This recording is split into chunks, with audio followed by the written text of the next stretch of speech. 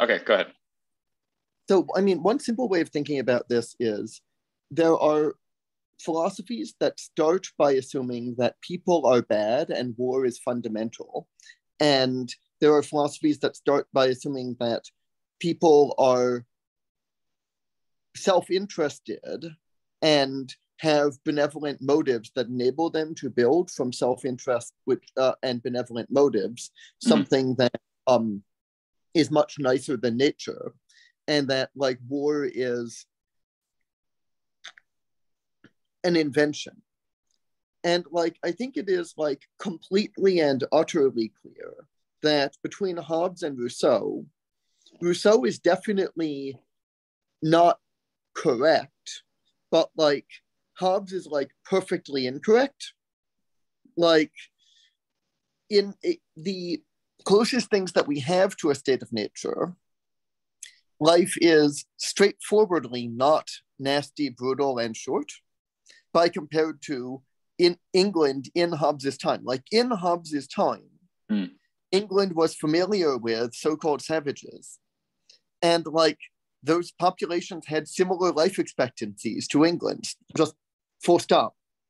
And Hobbes is writing in and around a civil war during which the English death rate would have been much higher than the death rate of even very brutal savage populations. And that's if you're not Irish.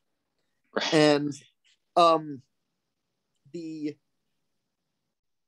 And he's also a math crank, which is a fairly strong piece of evidence for being kind of the worst kind of person. You said a meth crank? Mathematics crank. Oh, math crank. Okay, yeah. Endorses false mathematical claims, which involves a certain type of desire for nature or logic or reason itself to be an authoritarian dominator. Right. There's some natural principle that imposes order, precision, and coherence on us, or like you mean as well. Maybe tell me what you mean. I'm not sure. I follow what you said there. So like there are people who like so the core thing that's wrong with social contract, in a sense, Hobbesian social contract, is that he is assuming war a priori when actually war needs to be invented. Like hunter-gatherers have violence, but like war is not violence. War is a way of organizing people in order to make people commit violence against people they have nothing against. War on that construal would need the nation state that Hobbes is saying is the sort of protective against war. Right. And also contract is being assumed in Hobbes's world. And contract, if you have contract, you really straightforwardly don't need the nation state. Like you plausibly need the nation state to make contract. But if you've got contracts without a nation state, Jesus Christ, you don't need the nation state. Okay. Even the way you parse the sort of Hobbes-Rousseau distinction is different than other ways I've heard it. So to see if I have you correct, the way you summarize the sort of human beings are innately good position was not as human beings are innately good, which is sort of a strawman position, but as being selfish with benevolent motives that allow them to leverage their selfishness to organize in ways that serve the broader good. Is that for sure? Like nobody's ever that humans are all good innately. That position leads nowhere. What Rousseau says is, as long as his belly is full, the noble savage is benevolent. So that's a fairly strong qualification. Yeah. But okay, so and then the Hobbesian position is that but wouldn't Hobbes's claim about native or sort of quote unquote savage lives being nasty, brutish, and short also be predicated on the assumption that there's like scarcity that's driving that nastiness? Or no, I think that he's clearly not saying that. Okay, this is really the position that treats war as exogenous consistently treats scarcity as endogenous, the position that treats scarcity as exogenous normally treats war as exogenous.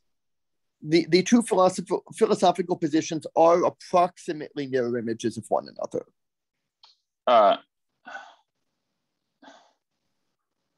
Why wouldn't one? Okay, so the version that you would think is the closer one to being correct would be that scarcity is something that is imposed by nature and war is endogenous.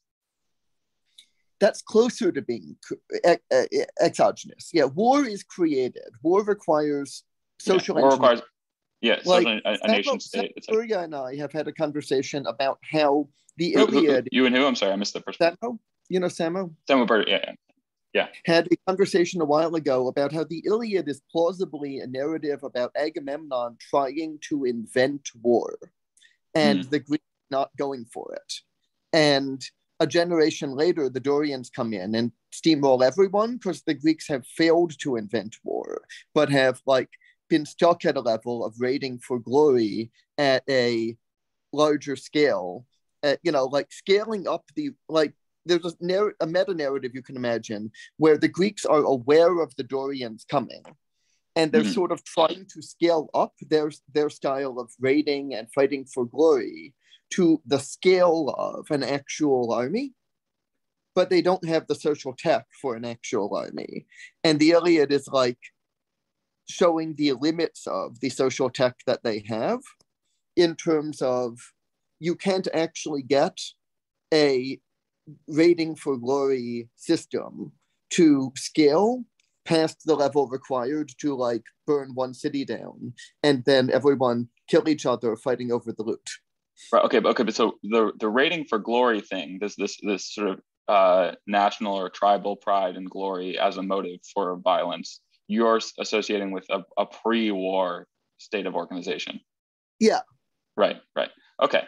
But also something that's effectively, if not triumphed over, channeled and curtailed by the good kind of social contract organization that you're advocating for. Yeah. Right. Okay. I want to see if I can translate this into the language, because I'm assuming, given what you said about Keegan and developmental hierarchies, that you have this association with developmental hierarchical models as being a kind of legitimation of the way the nation state or other forms of kind of modernist organization obscure their own conflict theory and justify their own oppression of indigenous populations or whatever else. Yeah. But yeah.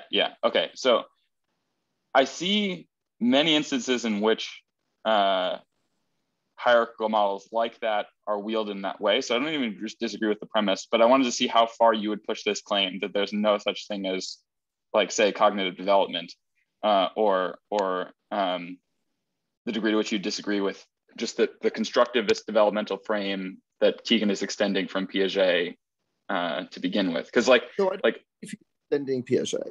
I think that I do not believe that Keegan is extending Piaget. So whether or not he is, he claimed he was doing so. So would your claims about the illegitimacy of this sort of hierarchical conception of development apply to Piagetian stages?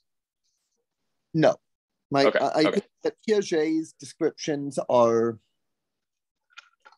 largely correct. I think that formal operations probably don't develop adequately in most people, but it seems like it's a matter of social organization. It seems like under conditions where the social institutions are set up to encourage formal operations to develop, they develop in the most of the people who they want, who they are desired for. Right. So right. Which is pointedly not everybody, right? Right. Yeah. So it seems to me that Russian aristocrats and the British bourgeoisie, and maybe the Irish aristocrats and bourgeoisie in the 19th century developed formal operations pretty consistently, but that the current social order has historically targeted, until fairly recently, developing formal operations in maybe 5% of the population. Mm-hmm. And in slightly different cultures within the country, it might vary significantly from places in the deep south where they would be opposed in everyone to like, I'm not sure where the upper bound would be, but like well, but there's another thing you said in the Spencer Greenberg podcast that I've heard you say elsewhere, that effectively that most people don't do what you and I might call thinking at all, and they associate it with depressiveness, and when they do it, they call it design thinking. This is a sort of something you said on the podcast. Is that also associated with the current regime in your view, which is like the failure to develop most people to formal operations is symptomatic of the same thing that you're saying is causing most people to not actually do thinking in any real sense? Yeah, I think so. I mean, Okay. What I'm calling real thinking, would be formal operations. Although if people are sufficiently culturally damaged, they might not have concrete operations either. Right. Okay. Okay. So this is not as different from what I at least imagine myself to be saying to you as I thought it was. But so there is such a thing as development. It doesn't get in your view, it doesn't get extended into adulthood in the way that Keegan imagines it does, or the way he construes the stages of adult development. You don't take to be legitimate, and more a kind of rationalization of the problems with this current social order that you're talking about. In the sense that they're hierarchically organized. There are people like Gopnik who extend Piaget's type thought into a more scientistic realm. This is Alison Gopnik? Yeah. Yeah, okay. I mean, I think Trivers had a recent tweet about a paper showing moral coherence among 2-year-olds, where 2-year-olds anticipated seeing one puppet engage in one type of antisocial behavior anticipated other types of antisocial behavior from that same puppet. So that the like eye fixation paradigm is really quite good. And if you have read Aaron Schwartz's essays, I haven't. I've seen you and Eric Weinstein recommend those both, and it's certainly on my list. Okay. Yeah, I think The Boy Who Could Change the World is like a compilation of essays that is like definitely top 10 books of the last couple decades. Okay, that's high praise. Yeah. Yeah. So he has an essay that starts with, "From the moment they are born, babies are bored," and that focuses on the eye fixation paradigm as a bridge into the perversity of school. Okay. The eye fixation paradigm being forcing kids to direct their attention in a school what do you mean by the eye fixation paradigm? No, the eye fixation paradigm is that when people are young, their language and their reports of their behavior and thoughts are not very developed, not very integrated with their actual behavior and thoughts.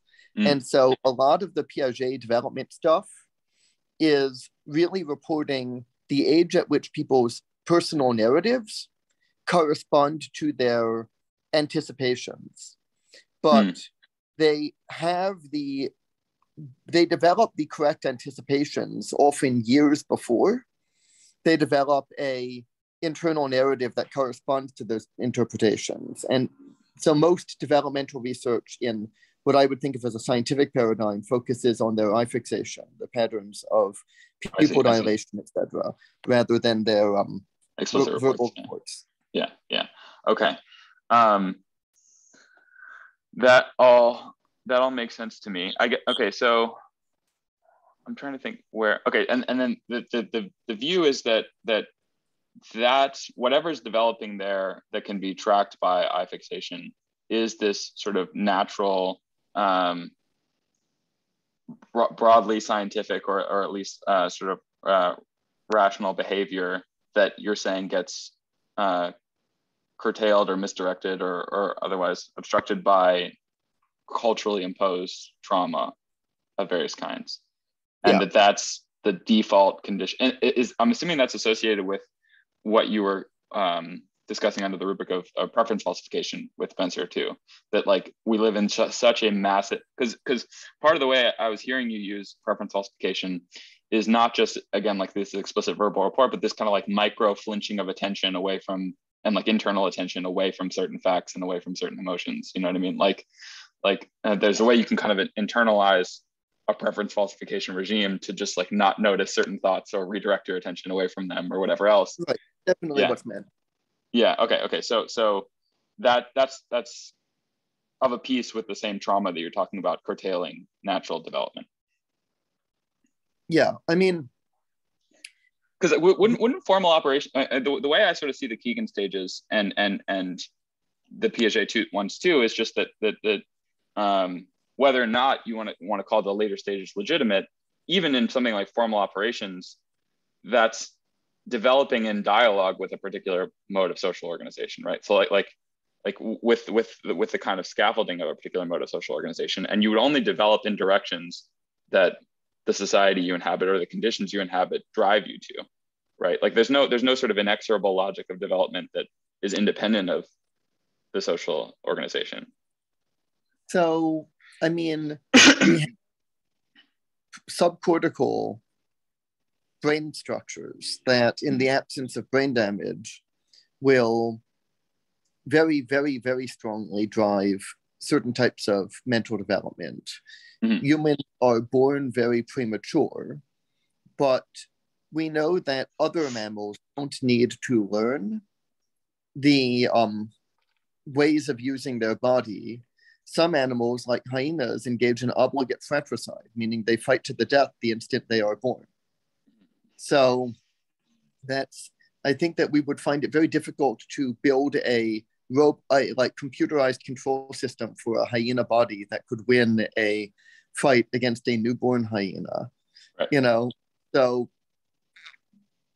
the pretty complicated behaviors are encoded in the limbic system, not just the cortex, and the less fine-grained. I mean, you might say the cortex mostly does inhibition and something analogous to deep learning, like subtle nuance,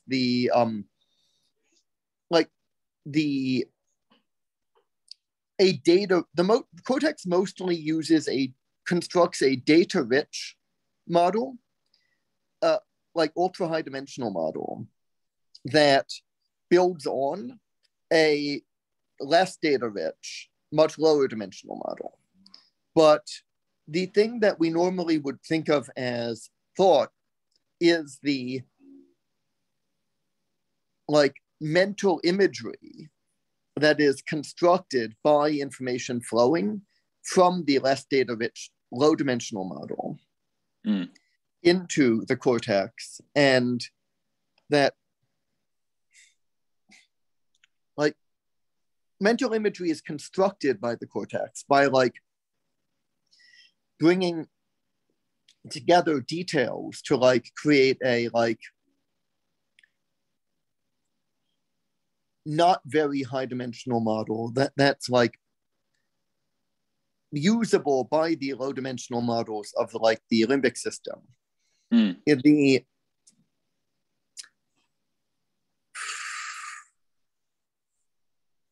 how do I say this? I think I have a sense of some of what you're saying, but I don't want to break your train of thought. But so to make sure I'm following here. So yeah, I take the point that humans are neotenous and that other animals have many more abilities sort of straight out of the womb than we do. That the development of our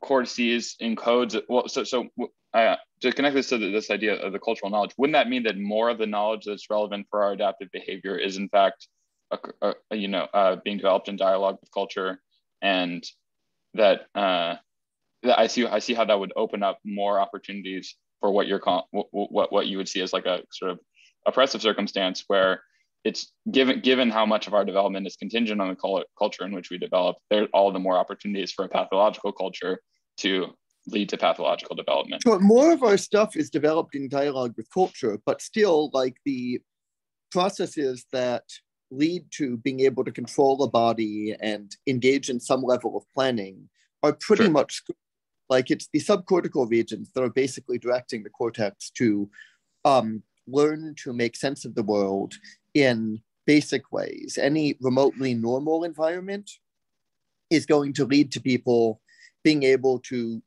plan a trip to the grocery store and buy some groceries and come back. And like, the type of cognition that Keegan is attributing to people is not capable of planning a trip to the grocery store, getting some groceries and coming back. That is I'm assuming you mean Keegan, like stage 4 or 5 cognition, like his higher developmental stages, right? Like, I mean, I'm saying lower levels, like the like in Keegan's model, normies, like stage 3 people, aren't going to be able to do all sorts of things that normies straightforwardly can do. Okay, so the way he would say they're constructing subject and object, you would say would leave them unable to do basic behaviors like go to the store and shop for groceries. Yeah. Okay. Like, it's a laughably false model. It's a model that at the first glance you can see it's wrong and also has some explanatory value, but it's an attempt to normalize pathology. It's not an attempt to explain the vast majority of behavior. Okay, so the in addition to being flatly wrong, you would also say that from stage 3 up, it's reflective of cultural pathologies, or even lower, right? Because I guess what I thought you'd say coming into the conversation. I don't think I would say that from stage 3 up anything. I would say that the whole thing is false. Like, the whole thing is false, right? The model is not an attempt to explain reality. It is not an attempt to represent a model of reality that someone could naturally produce. It's an attempt to assert that normal capacities depend on culture in a way that they don't, and that it's an attempt to specifically narratize the damage caused by culture as being damage caused by an insufficiency of culture. So, like, okay, one way of saying this is Keegan 2, 3, and 4 correspond exactly to Venkatesh Rao's sociopath, loser, and clueless stage, or David Chapman's sociopath, mop, and geek phenotypes. And the difference is that Venkatesh Rao is trying to tell the truth, so he is ordering them as developmental stages in the correct direction: clueless, then loser, then sociopath, while Keegan is ordering them in the inverted direction, because he is trying to narratize the sociopathy that is a consequence of social indoctrination, socialization, as a consequence of insufficient socialization. Okay. I think I understand what you're saying there. Let me see. Okay, so then I'd be interested to take what I would consider to be the valuable faculties that I was associating with, say, Keegan stage 4, and see how they fit into your view, right? Because you would say that, like, developing something like formal operations, say, depends on a certain amount of cultural scaffolding, and cultures, or like a lack of cultural stifling, maybe. Yeah, I would say that at the very least it depends on a lack of certain types of cultural stifling, and I am somewhat uncertain, but I think it's plausible that there are 2 different cultural paths to formal operations that have been explored by humanity, and there are maybe more. Like, formal operations is basically just concrete operations plus error correction and abstraction. And as far as I can tell, go ahead, sorry.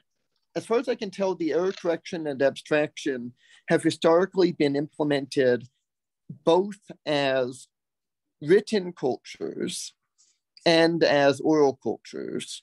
But there's a important difference between the way in which written and oral cultures have implemented the error correction and abstraction.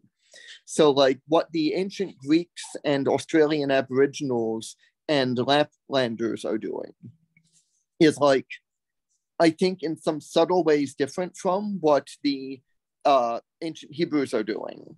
But I think they're both within the schema that Piaget is using, formal operations. And I think that most cultures do not, for most of the world, most of the population, implement something like formal operations. That is to say, do not implement abstraction and error correction as a layer on top of concrete operations. But it seems like it's a relatively simple thing that doesn't require a single path. Okay. I want to see if I can drill down on this idea that formal operations is just concrete operations plus error correction and abstraction. So one feature of the kind of Chapman construal of Keegan, so he's coming out of this like a situated / like an activist tradition in robotics, right? And there's a sort of emphasis there on perceiving things in terms of meaning rather than as being sort of independently existing objects, right? So like you might perceive an affordance before you can perceive a cup. So you might perceive the cup as being graspable before you can perceive the cup as being just a freestanding object that is a cup. And being able to perceive some things as affordances or otherwise in terms of their meaning for you, your purposes, your context and purposes, sort of precedes and is the precondition for being able to conceive of it in terms of freestanding objects, right? In the way that you might in a formal operations sense. And that makes sense to me, but I think there's like more, what's the best way to put it?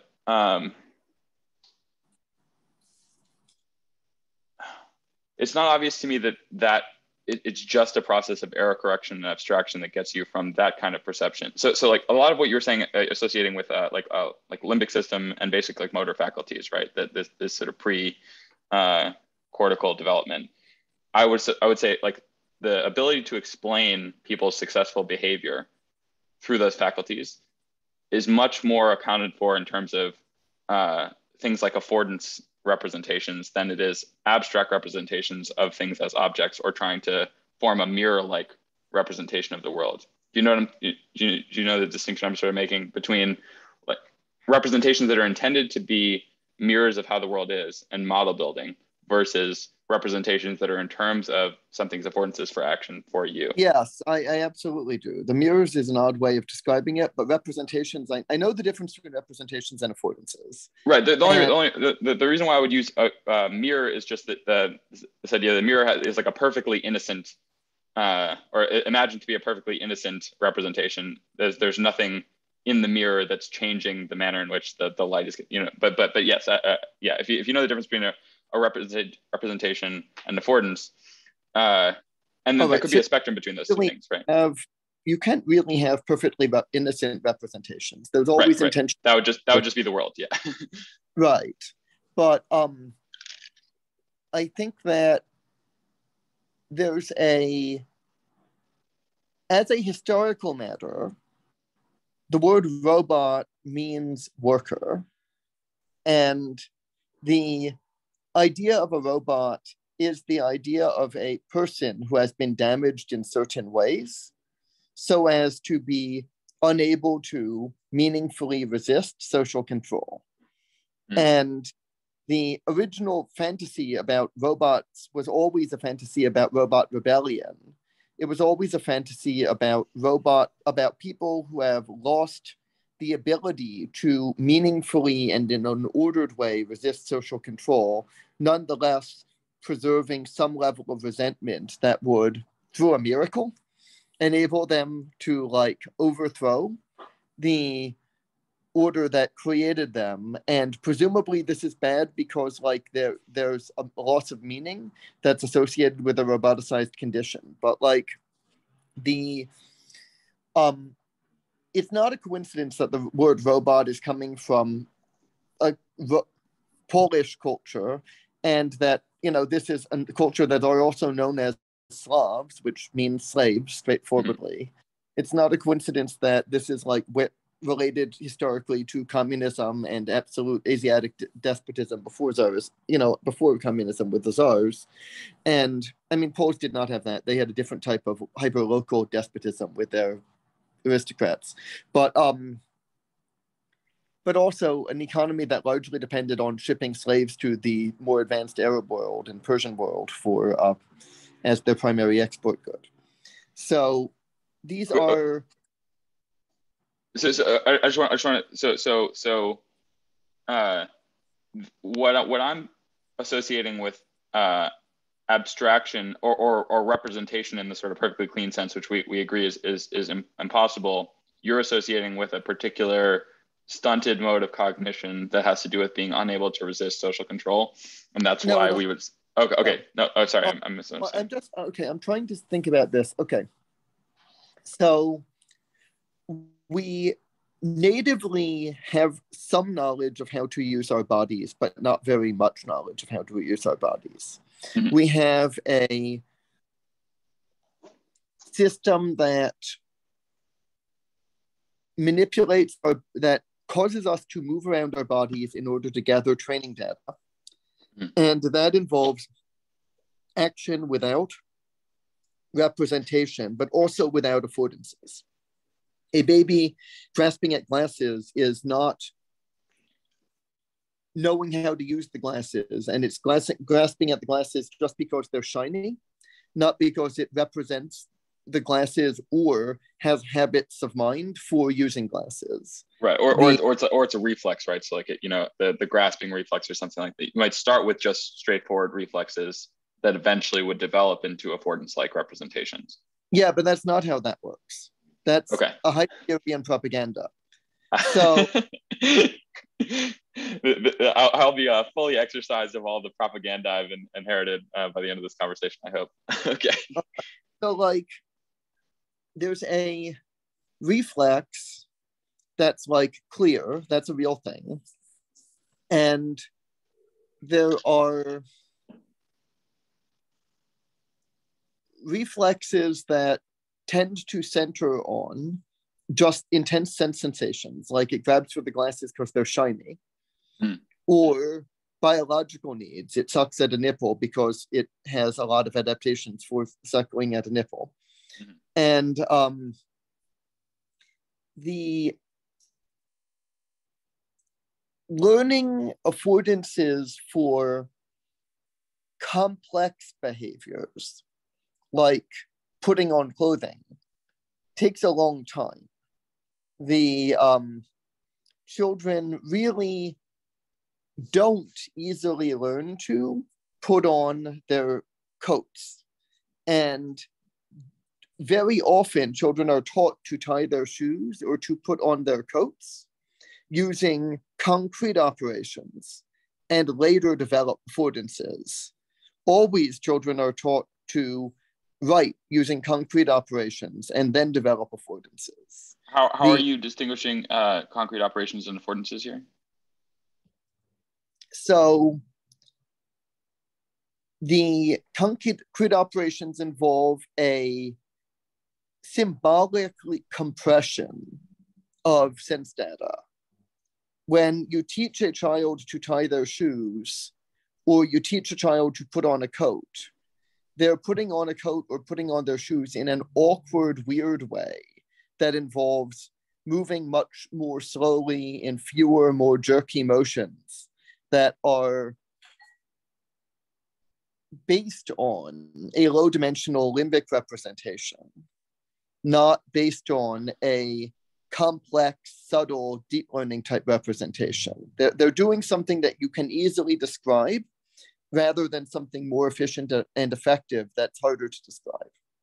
Okay. So the thing that you were calling Heideggerian propaganda is that the idea that the symbolic thing that's easy to describe and low dimensional necessarily derives from an affordance-like representation. But I think the opposite is true. The affordance is necessarily derived from the low-dimensional symbolic thing, and the affordances could never develop without the low-dimensional symbolic thing, given a human lifetime.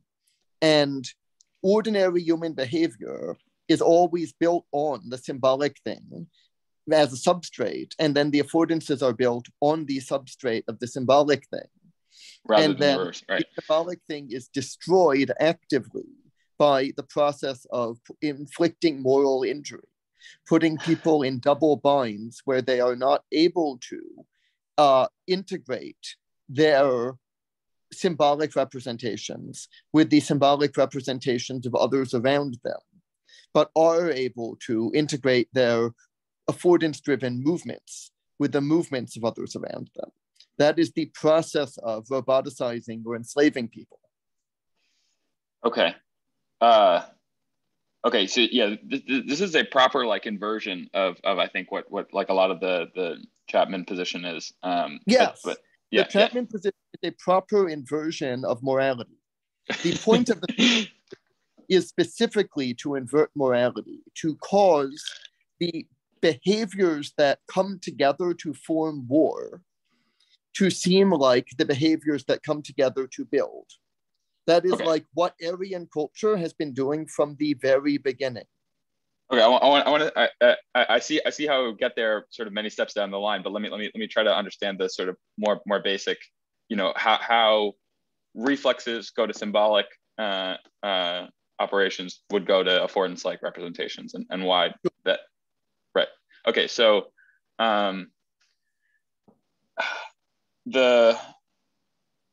it's also strange to me that the symbolic one. So we agree that the symbolic representation and what would be called representations more generally, as opposed to affordances, are never perfectly innocent or mirror-like in the sense that I was talking about, and that idea doesn't really make sense, right?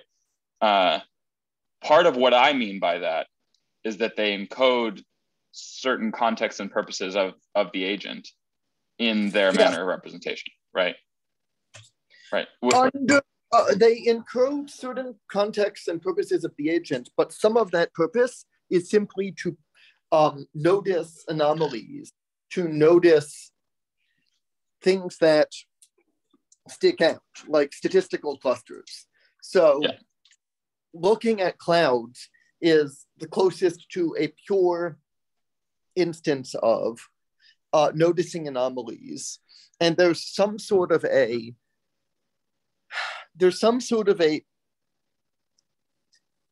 fractal detector that is, I think, for the purpose of detecting camouflaged potential predators, that is innocent in the sense that it does not have a hypothesis about what's going on or about what is useful or not useful in the environment. One way of saying it is, search for opportunities can never be innocent. Search for threat is, in some sense, ambiently innocent. Like there is a ambient search for patterns that are concealed within fractals, but move separately from those fractals, such as a camouflaged predator. That's, I think. Okay, let me. I'm sorry to keep stopping you, but it helps me to sort of make sure I'm tracking what you're saying. Okay, so the sense in which that's innocent is just that it's a neutral conception of what it means for a pattern to be moving across a background, and has nothing to do with particular purposes, but rather just is there a distinct pattern here, and so that threat detection system is relatively neutral in terms of what it's searching for in the world. Yeah. Okay. That makes sense to me. Although, okay. So why would that be associated with more? What seems to be associated with morality with me? Because so as you said earlier,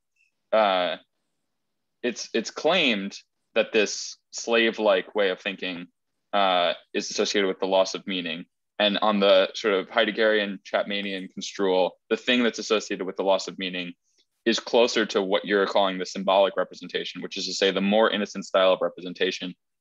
It's not surprising that that would be associated with the loss of meaning, precisely because it's attempting to shear the context and purposes of the agent from the representation. Wait, right? I'm So in other words, it's not clear why a perfectly innocent representation would have any implications for action for the organism that one would associate with like a normative moral imperative. I mean, it would have the imperatives of compression and attention and maybe arousal or rest. You know, it would have the imperatives to think something is happening or not happening. Something demands alertness or does not demand alertness, that sort of thing. Why would that be the seat of morality rather than something a little bit more, I don't think I would call that the seat of morality, but I would say that okay. Morality seems like a very high level derived concept. I think that like. But you called the Heideggerian one like sort of inversion of morality. So in what sense did you mean that? Okay, so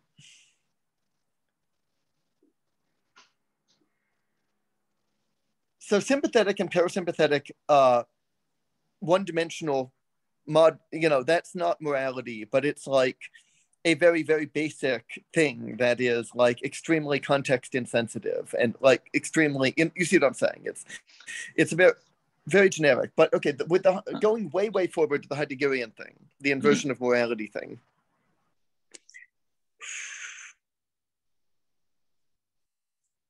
So there is always some ambiguity when saying anything about whether the words are to be regarded as coming from some primate or from the language itself or some like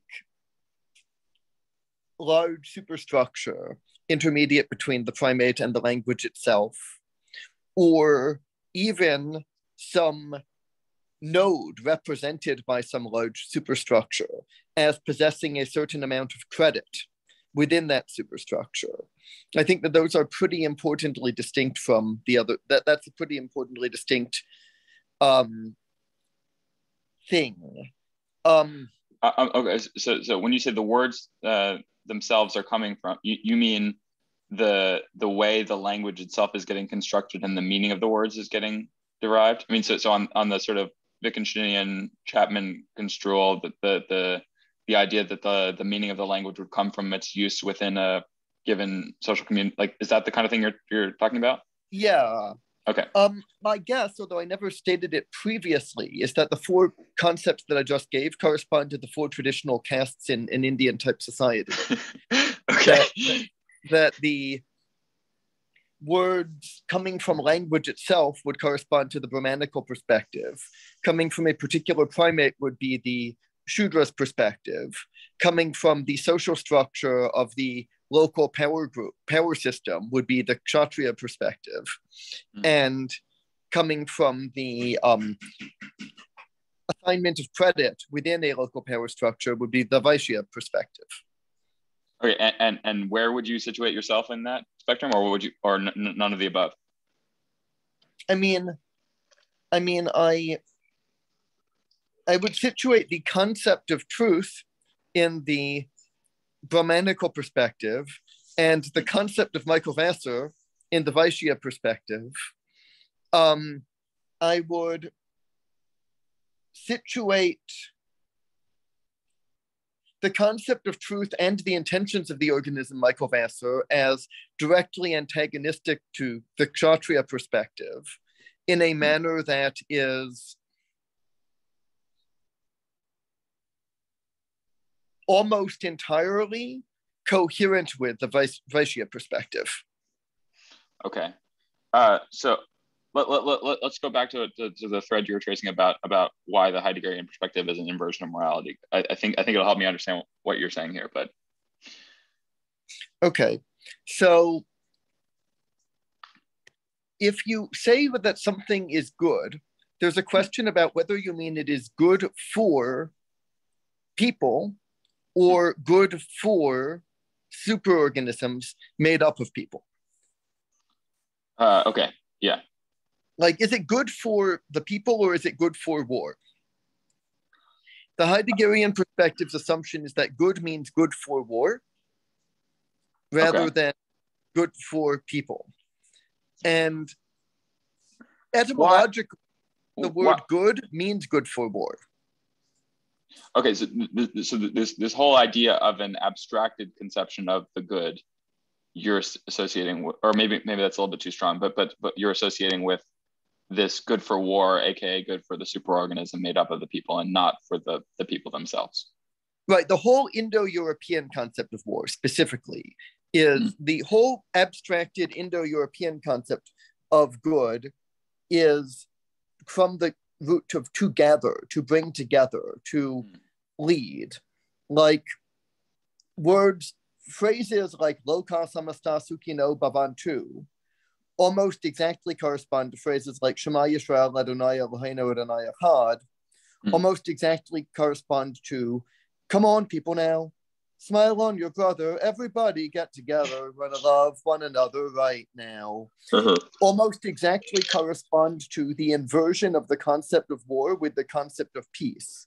Because here now, together, here now, together, like, I don't remember what Bhavantu means. Yeah, I can't remember either. But like these are all the phrases that you make before charging into a battle, and these are like, we are all together in this fight against them. But all of those phrases really presuppose a them, because if there wasn't a them, you wouldn't be trying to come together. You would be trying to disperse for efficient hunting and gathering or efficient work. Like, broadly speaking, come together to fight, disperse in order to produce and accumulate and cultivate is like a natural logic to social organisms. Literally, the word good means come together, gather, like as in to fight, and the word bad means feminine. So the sort of the inversion of morality would be associating this idea of the good with what is in fact, subordinating people's interests to the interests of a group that presupposes an opposing group with whom you'll go to war. Yeah. Right. Okay. So that strikes me, that idea of the good strikes me as like the opposite of the Heideggerian perspective, though. Wait. By contrast, there is a words like in Chinese, ni hao ma, okay, I forget the word. Ni hao ma, hao, I believe hao in Chinese is also often translated as good, but etymologically it has to do with woman giving birth to son and has to do with writing. So that's a very, very different set of conceptual roots that is like very straightforwardly connected to like a connection between birth, like collaboration between the genders, and text that's like much more naturally about the interests of the Brahmanical and Shudra types rather than the militaristic types. Okay, so like text, there's a question of, can text and farming be on the same side? Chinese culture is trying to put text and farming and sex on the same side. And like, it's natural to think of sex, text, and farming as being like the good side. And like greed and opposition as being the bad side. And Indo-European culture reverses that, makes sex and knowledge sin. And, that's like specifically assuming that goodness is for the sake of opposing human values. human needs, instincts. Yeah. Okay. So why do you associate that with the Heideggerian perspective? My picture of the Heideggerian perspective, just in these terms, has much more to do with not a social organism, but well, I mean, so the sort of broad view would be like that there are particular like forms of life into which you get enculturated that will dictate what kinds of like ontologies can show up for you. But you're saying that's subordinating sort of individual sense-making faculties to the needs of a larger social organism and causing them to conceive of things like the good in the social organism's terms that set them up for war and opposition. Yeah. So one way of thinking about it is there are two kinds of people. The kinds of people who think the two kinds of people are masculine and feminine, and the kinds of people who think the kinds of people are, well, conflict theorists and mistake theorists. Yeah, the conflict theorists are masculine or feminine. Uh-huh. And mistake theorists don't know there are two kinds of people. It's no way of thinking about it. But like from a conflict theory perspective, both kinds of people are conflict theorists. Conflict theory is committed to denying the existence of mistake theory. Right. And mistake theory is committed to denying the existence of conflict theory. Mm-hmm. And importantly, like conflict theory is basically making the two types of people into the type of conflict theorist that is a high fidelity simulation of a mistake theorist, but with its values inverted, and the kind of person who is a fractally inverted opposite of a mistake theorist. So the thing that it's calling good is masculine, is militaristic, is as if you weren't traumatized and broken, but except that your intentions are all towards destruction instead of production, is the thing that Keynes is calling, is attributing to Lenin, but also kind of calling for. When he talks about the power of the economist is the power to turn all of the machinery of society towards destruction rather than creation, so that not one person in a million can tell the difference. So that's okay. So clear. Sorry, that bad is like making it clear that you are not being good, making it clear that you are not trying to be a useful tool. Bad is related to cool as a concept. And there's a 60s counterculture process of exalting the uncooperative with militarism over the cooperative with militarism style of being traumatized.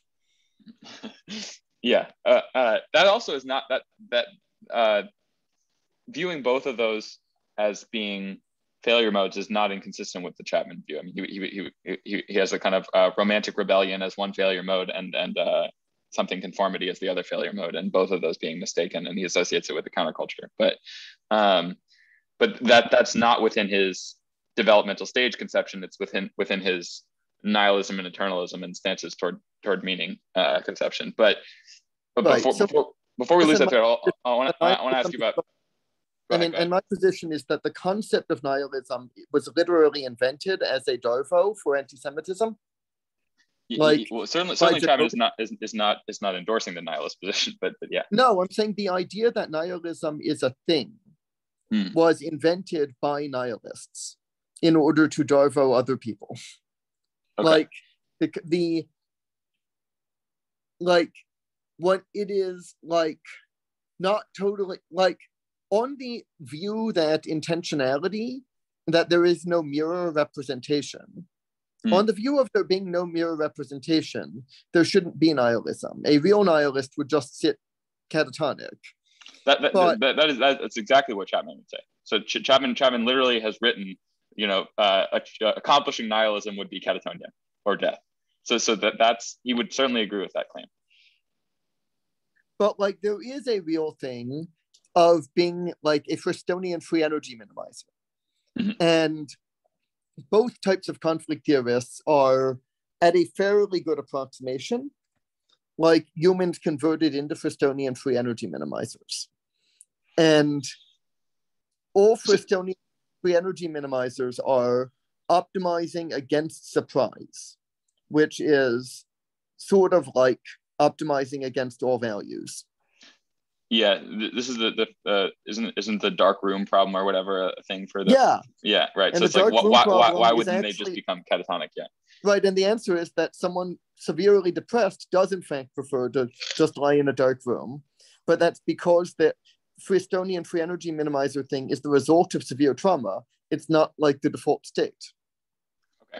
Okay. So some of this picture is starting to come into view for me a little bit, but so okay. So the mistake theorist view would be associated with, in my mind, this sort of putting symbolic level representation at the base layer, or like close to the base layer, right?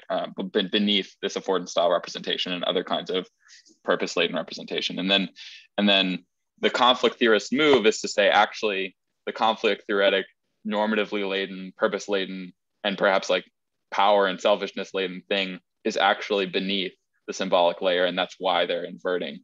Right. Do I roughly have you right? And that move is done largely by conflating reflexes and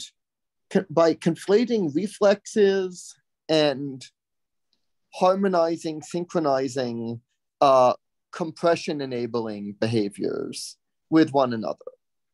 So like a baby doesn't harmonize. They move with reflexes. They do not integrate their behavior. Other people have to accommodate the baby's disharmonious behavior. You know, harmonizing is cortical, not reflexive limbic. But both are non-representational, because non-representational is going to be a large category. Being a rug is also non-representational. Right. Okay.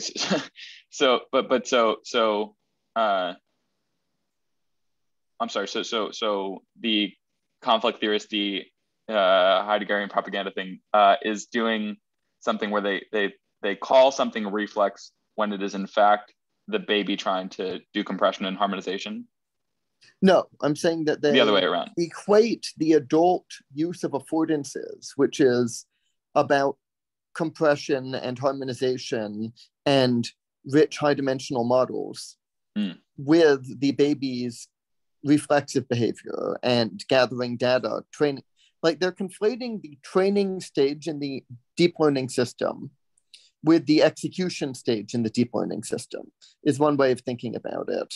And trying to narratize out the building a deep learning system stage in the deep learning system, which, like, to a really high degree, the current artificial intelligence scam is the same thing. It's pretending that I think as early as Robert Anton Wilson in Schrodinger's cat, he talks about the idea that computers are going to take over the world is a cover story for computer programmers and systems that make use of computer programmers are trying to take over the world. Right. They're saying we've lost control of the systems that they are in fact controlling and their purposes are operating through, or something like that. Right. Okay. So the lineage that led Chapman and co. to this Heideggerian view is this thing called the frame problem, right? In robotics, which is that you had these sort of I'm going to get the details wrong, but basically you had logic-based robotics and sort of GoFi AI, right? And it failed for all these different reasons, and the conclusion that they drew for why it failed is what led them to this sort of situatedness Heideggerian perspective, right? And the idea, at least, is that there are all these relevance judgments that have to get made in order to build up what you're thinking of as symbolic representation that can't be made using symbolic representational means. And so you need something more like affordance style representations beneath it. So like to take concepts and categories would be one example. So it's like the sort of naive view of what puts two things in the same category would be that they share a certain number of traits, right? And those traits are what the traits that they share make them part of the same category. But if you try to enumerate why that would be the case, you'd find that there are an infinite number of things that they share that aren't relevant to them being in the same category, and an infinite number of things that they don't share that that are irrelevant to the fact that they are in the same category, right? And this problem of these sort of infinite lists from which you have to make relevance discriminations is one of the things motivating the intuition that you need to have some sort of purpose and context laden layer beneath the symbolic layer. I don't know if what I'm saying exactly makes sense, but like the same thing would be said by someone like John Vervaeke, who's arguing for like relevance realization as the constitutive aspect of cognition. So I would note that we at this point do have pretty good classifier networks. We actually can have a non-relevance based classification system that can distinguish cats from dogs reliably in a way that we couldn't back when these sorts of views were promoted. Mm-hmm. And but the deep learning systems are decidedly not symbolic, right? They're sub-symbolic representations. Right, they're definitely not symbolic representations, but they're not relevance-based representations. They're just straight up classifiers. The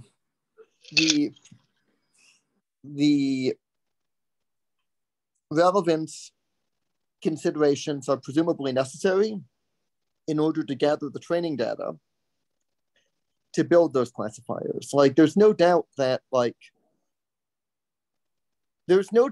conditioning plays a role in learning and growth. I think that we can hopefully all agree that like there are some natural reward systems that like children like certain styles, certain flavors, certain tones of voice, that their adults naturally know what to please children, how to make children feel that the adults are happy with them or sad with them.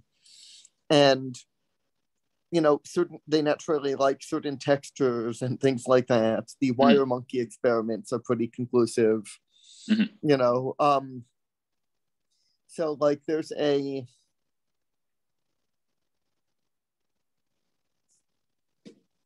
so like,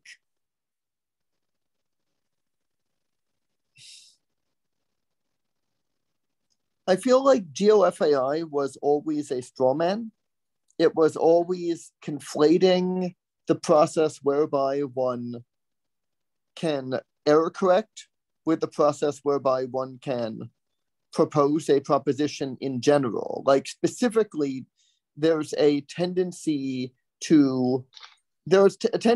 by anti-rationalists to straw man the difference between concrete operations and formal operations as the whole of reason, rather than the whole thing up to formal operations as reason. Am I correct in hearing you sort of switching into a Deutschian frame there? Because this mirrors conversations I've had with critical rationalists about this, but obviously because Deutsch emphasizes the importance of digital representations for error correction, but then also he has a specific use of anti-rational. I don't know if it's the same use you were making use of there, or if you're just talking about more general use. I think that Deutsch's exact use of anti-rational is probably in line with my use of anti-rational. I think that in practice, the difference between my perspective and Deutsch's perspective is the difference between the movie Bird Box and the movie Don't Look Up.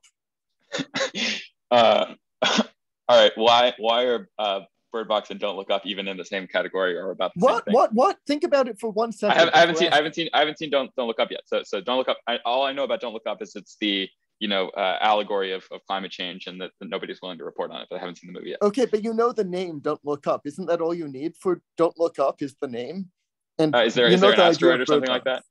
Yes. There's an asteroid coming to destroy the world, and it becomes politicized whether you should look up and acknowledge that there was an asteroid there, or whether you should like not be controlled by the libs by looking up and seeing the asteroid coming. Got it. Yeah. Okay. Okay. And then Bird Box is the one where Sandra Bullock is blind, and she can't look and has to be guided around, because if she looked, she would get whatever the zombie element is that it's afflicting everybody or something. Yeah. Okay. And okay, now map these onto Deutschian in your view for me. So there's an extremely strong subtextual conflict between the question of there's something terrible, you've got to not look at it, because if you look at it, it will control you. That like is the idea of forbidden knowledge, Lovecraftian horror, Rocco's basilisk, info hazards, that sort of thing. This is the unprincipled mistake theorist position. Right, like don't avert your eyes from conflict theory, lest it infect you or something like that. Yeah. Right. Right. And okay. The principled mistake theorist view is like able to correct its mistake, that there isn't such a thing as conflict theory. The principled mistake theorist view will like look up instead of trying to avoid seeing the monster. Okay, so the Deutschian anti-rationalist thing is memes that themselves disable your error correction faculty. And on that view, you just don't want to have any of those memes going on because they'll disable your error correction faculty. And you're saying that's analogous to the naive mistake theorist view? Well, I wouldn't call it naive. I would say it unprincipled. Unprincipled, okay, right? Because it's a mistake you can't correct or something like that. Yes. Yeah. Okay, that makes sense. So, like, the Deutschian view is making a distinction between memes and all knowledge, which is really good.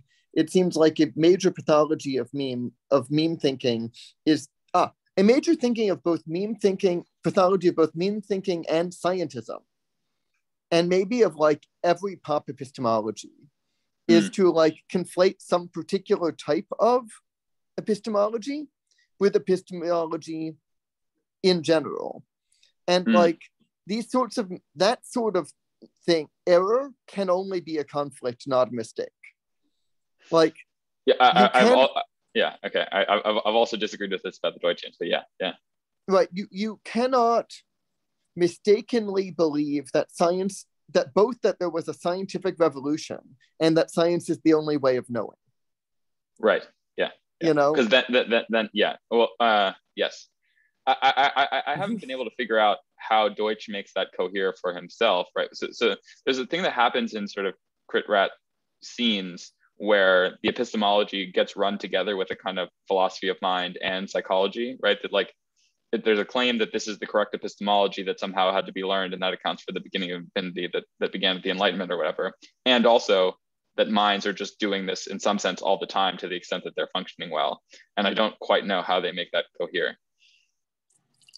Yeah, that seems right. So like the way I would make something like this cohere is that minds do something naturally insofar as they're functioning well. And we don't call that epistemology. We just call that being a subject. And then there's in like our native environment, that being a subject would work pretty well. But like, I don't even think R means Homo sapiens at this point.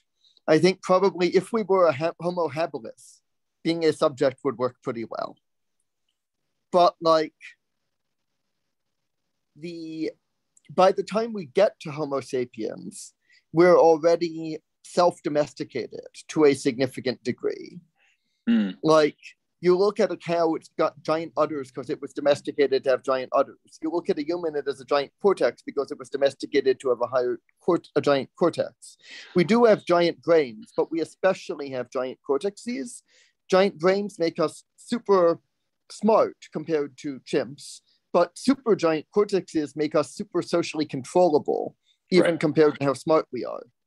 So like if we were just naive subjects, we would use native epistemology, and that would approximate science, but with less rigorous error correction, less ability to do like interpretive labor and active listening and things like that, less ability to question ourselves when we had time to sit back and think when there wasn't an immediate stressor. And then we have like a lot of stuff layered on top of that naive epistemology to accommodate the fact that we can often buy ourselves more time to think things through. And by buying ourselves more time to think things through, resolve conflicts between groups rather than just having to engage in conflicts. And also to deal with the fact that we are in an environment where we are a semi-domesticated animal, like not as domesticated as a cat dog, but maybe as domesticated as a cat. And as a semi-domesticated animal, we are moved away from naive epistemology towards something weirder and like more limited, towards a type of finite game. And so like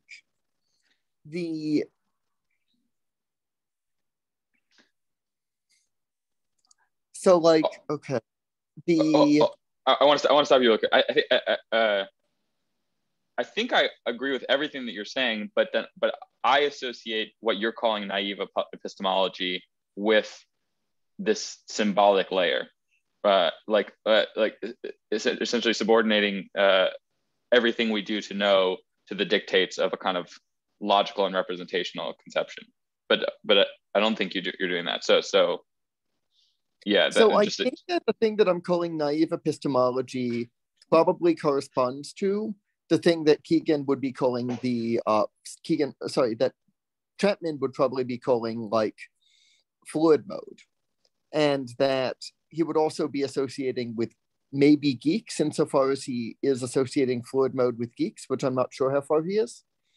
But yeah, I don't think the geeks mop sociopath fits onto so the geeks mop sociopath article is in the subculture section of the Meaningless in Time set of the Meaningless book, and the subcultural mode is one of many 20th century reactions to the 1914-ish breaking down of the systematic mode of meaning. The fluid mode is what he hopes will. So now we went subcultural mode, atomized mode, and he hopes into the fluid mode. The geeks mop sociopath is discrete from anything he's doing with the Keegan stages. Briefly, would you agree with me that Chapman's sociopaths are roused sociopaths and Chapman's mops are roused losers, but Chapman is ditching the developmental aspect of roused model, and also that Chapman's geeks are not roused clueless, because Chapman is talking about subcultures and Rao is talking about corporate offices, and you don't get clueless in subcultures or geeks in corporate offices. Yeah, I think we agree with most of that. So you said Chapman is ditching the developmental aspect, or Rao is ditching the developmental aspect? Because Chapman is using an inverted developmental model, and he's. But I think so. The geeks mop sociopath is a development within subcultures that isn't he's not mapping that on to any kind of Keegan developmental stages. So like being a geek is not associated with stage 4 in his view. It's not the same. They're different. It's like that. That's a distinct pattern by which he would say subcultures in general evolve, like who inhabits them. But you could be a stage 3 geek if you're in a musical subculture scene. Say, like you'd have a hard time, being an AI geek or something like that and being stage 3. They're not the same thing. All right, I hear you. Okay, so at any rate, what I'm calling the naive or natural epistemology is what the clueless think they're doing and what the geeks are doing, which is mediating through symbols, but being moved by feelings and all sorts of subtle data that doesn't naturally fit into symbols as well as by symbols, having your attention and your level of sympathetic and parasympathetic activity and your state of mind and emotions be responsive to things that are not easily resolved by your classifiers. So like one way of thinking about this is Myers-Briggs, which is more scientific. I'm sorry, so really quick. This is the unstunted but nevertheless naive thing. Yeah. Okay. Yeah. So one way of thinking about this is the naive thing is extroverted, intuitive, feeling, perceiving in Myers-Briggs. Like Myers-Briggs is more scientific in the sense of it's scientifically more, I think, empirically validated than the supposedly scientific 5-factor model, but less scientific in terms of empirical validation than the Eysenck 3-factor model. But I think it's trying to describe. So what are Eysenck's three factors? Psychoticism, neuroticism, and extroversion. Okay.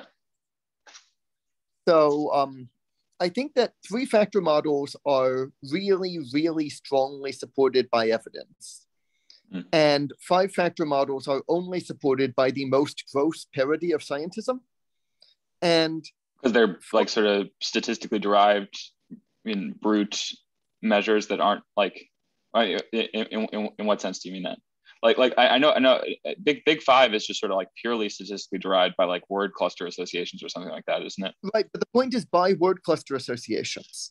So they're starting with classification that's already been done by the population. The critical thing with big 5 is it's not starting with raw data. It is starting with the opinions of anonymous people. It's reifying anonymous opinion as if that was raw data, rather than scientism has a lot to do with trying to make science impersonal, trying to pretend that the results of critical rationality are produced by some mysterious social science machine owned by the military. So we totally agree about this, but then this is where I keep getting hung up is it, I feel like there's so many similar diagnoses of the problems with the end state that, so even just saying like trying to make science impersonal, that's exactly what I would associate with this like non-Ford inflated conception of how a symbolic representation would function. You know what I mean? Like the idea that there's some wholly purpose and context independent impersonal process that is the proper seed of epistemology. That seems inaccurate to me, but we're ending up with many of the same diagnoses of what the failure mode ends up looking like, you know? Okay. So like to give you a sense of how Chapman would break it down. So you have this like, you know, the Keegan stage 3 communal mode, which is like appropriate to hunter-gatherer modes of organization. Part of the nature of the communal mode is that meanings are immanent in concrete customs rather than represented through systems of justification, right? So like if you and I are in the same tribe and we look at a totem pole and we're like, look, there's the sacred totem pole. You know, you and I both perceive it as a sacred totem pole, and it doesn't require any justification to explain it as such, because we've been enculturated into norms of the group that make it that way. What I'm saying is we have a lot of data that shows that 2-year-olds understand both systems of immanent practice and justification and make a distinction between them, that like 3-year-olds can say that it's okay that can distinguish what Romans call, I forget, like the mala per se and mala.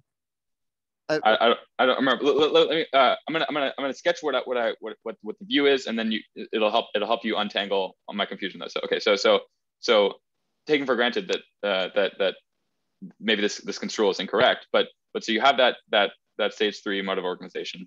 You have the stage 4 mode of organization, which is characterized by systems of justification, which is like multiple levels deep answers to why questions. So like, and the whole point is that that's appropriate to a different mode of social organization. You've got 2 tribes that would come into contact with each other. You don't perceive the sacred totem pole as being sacred in the way that I do. Suddenly I have to form a differentiation betwing my conception of the totem pole and my conception of its sacredness. This is propaganda. I'm claiming that we have overwhelming data.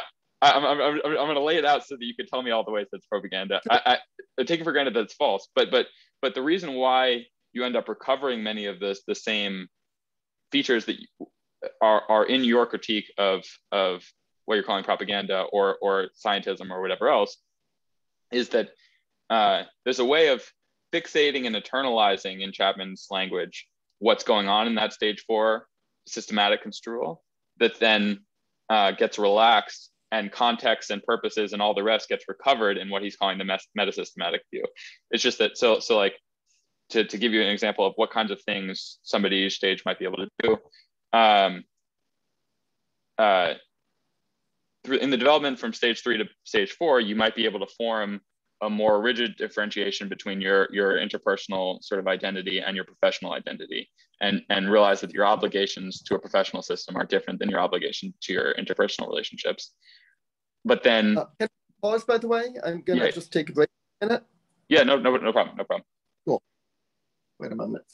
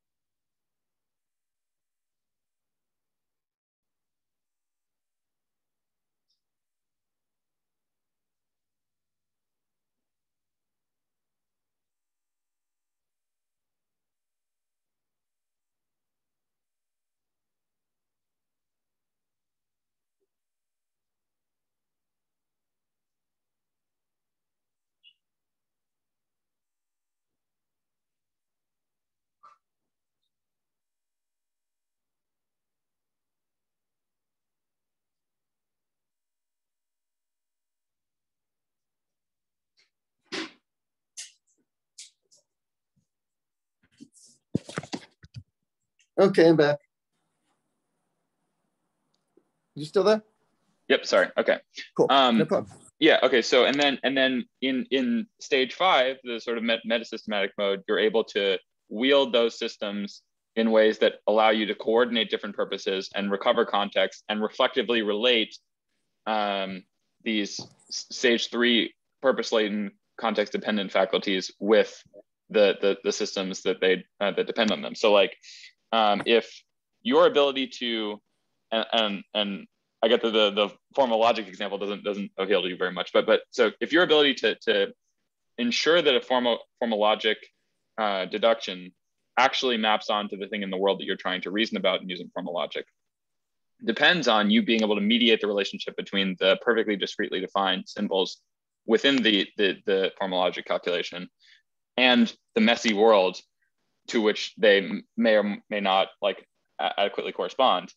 That's the ability to sort of like reflectively relate those two things rather than taking for granted that that's like an unproblematic relationship is part of what's getting recovered in the stage 5 conception, right? So like, not just that, but like that's one of the things that's getting recovered. And there's a failure mode that I think is analogous to what you're talking about as a failure mode in scientism, of saying once you've graduated to being able to do that abstracted deduction and other rational faculties, that you sort of selectively blind yourself into all the ways that that's not an innocent process, right? That like, there's no guarantee of correctness, that there's no guarantee that you can't fully shear it of context and purposes, basically, which is analogous to what you were saying as trying to make science purely impersonal. So I think that my attitude is that scientism is actually better understood as just a lie than as a cognitive limitation. Like, it's much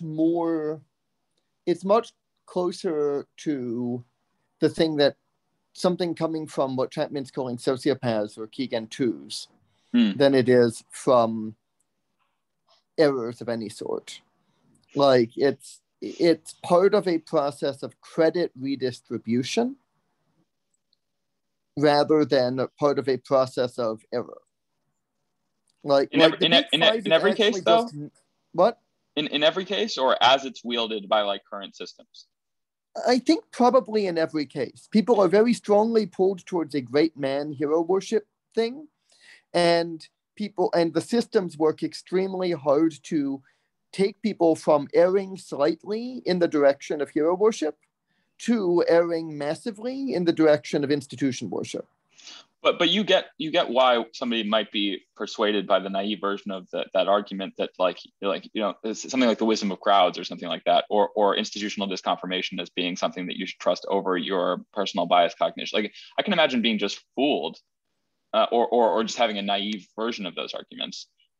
But you're saying the person who instilled that in you was motivated by Keegan 2 sociopathy or something. That's closer, but maybe let's pull back a bit. Okay. So I was suggesting earlier that Myers-Briggs. Okay, so I feel like all of these personality models are making a trade-off between a mimetically viral, but so Deutsch is only thinking about anti-rational memes, but there are other types of memes than anti-rational memes. So personality models seem to always involve a trade-off between a mimetically viral narcissistic affirmation package, like a viral shell, and a actual model of some fact about psychology that doesn't necessarily correspond very well to personality. Yeah. So it's actually fairly analogous to like the competition between like K-fabricated conceptions of science and institutional functioning and actual ones. Like there's always sort of the risk of one getting in over the other. But yeah, I didn't mean to interrupt. Sorry. So from my perspective, I think that the Enneagram is just plain the correct personality model. Okay. But also, it still has this problem where it's equivocating between a viral 9-type personality model and the actual 2-type personality model that it's presenting. What's the 2-type? Literally, the Enneagram has a symbol that shows there are 2 personality types with one of which has 6 aspects and the other of which has 3 aspects. That's like what the diagram is showing. There is a triangle and that other weird shape. But what are the 2? Into which the Enneagram types are 2. The one that's called 369, the triangle, and the 1, 2, 4, 5, 7, 8, the weird. Okay. So yeah. So okay. I don't remember which of each of the 9 are, but you're saying that the 2 types are made up of the 2 different clusters of the 9. I mean, there is a cluster that connects only internally to itself and another cluster that connects only internally to itself. There are 2 shapes that are overlaid on one another, but which do not intersect. Mm-hmm. What's the common or what's the kind of commonality or equilibrium that makes those 2 clusters coherent, a coherent division? So you might think of it as giving up or not giving up. So Venkatesh Rao's unified theory of personal development corresponds to the triangle in the Enneagram, the personality types of people who have given up, which relates to the types of people Venkatesh Rao is interested in talking about, people who might work in a corporate office, people who kind of have no soul. And like what Venkatesh Rao's overall agenda, as far as I can tell, is something like to narratize the type of people he's calling losers as the seat of meaning in the world. And yeah, well, so have you seen his piece about the meaning crisis as a kind of like psyop to distract people from the real meaning that the so-called losers of the world are always successfully inhabiting, basically. He talks about the sort of whole discourse about this idea of greebling. No, I don't know the phrase greebling. It's when you have like a CGI spaceship or something like that, and you want to make it look more elaborate than it is, you can do this sort of superficial, surface level complexification of the pattern on it to make it look like it's a really like detailed thing. And it's basically a way of just making something look a lot more complex than it actually is on the surface. And he's saying that the whole sort of discourse around the meaning crisis is a greebling of meaning for people who are like geeks basically and need all this complexity, that the losers don't need any of that. And when they're watching their football games on Sunday or whatever, they're always already kind of good with respect to questions of meaning, and only the nerds need all the greebling to get back to that state basically. But yeah, anyway, he's that's another sense in which he's kind of like ennobling the loser. But yeah, right. And in Rao terminology, roughly Enneagram 3 are clueless, Enneagram 6 are losers, and Enneagram 9 are sociopaths. So but he's leaving out the other part of the Enneagram. But like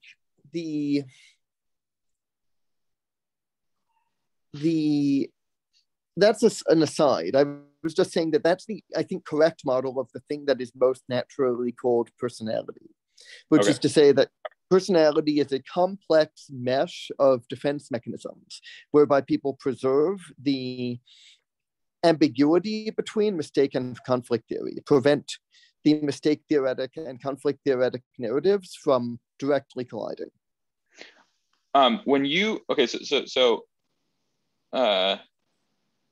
Like that's Jungian persona. Okay, but when you make this hard and fast distinction, or it's not a hard and fast distinction, but when you talk about conflict theory and mistake theory, and it's analogous to what we were talking about between these sort of symbolic representations and affordance style representations, I guess like which one you would put at the base layer corresponds to whether you're a conflict theorist trying to get one over on the mistake theorist, or whether you're properly a mistake theorist. At the base layer with if you're an honest mistake theorist, I get that you would say you acknowledge some conflict theoretic behavior going on as opposed to averting your eyes from it. But why?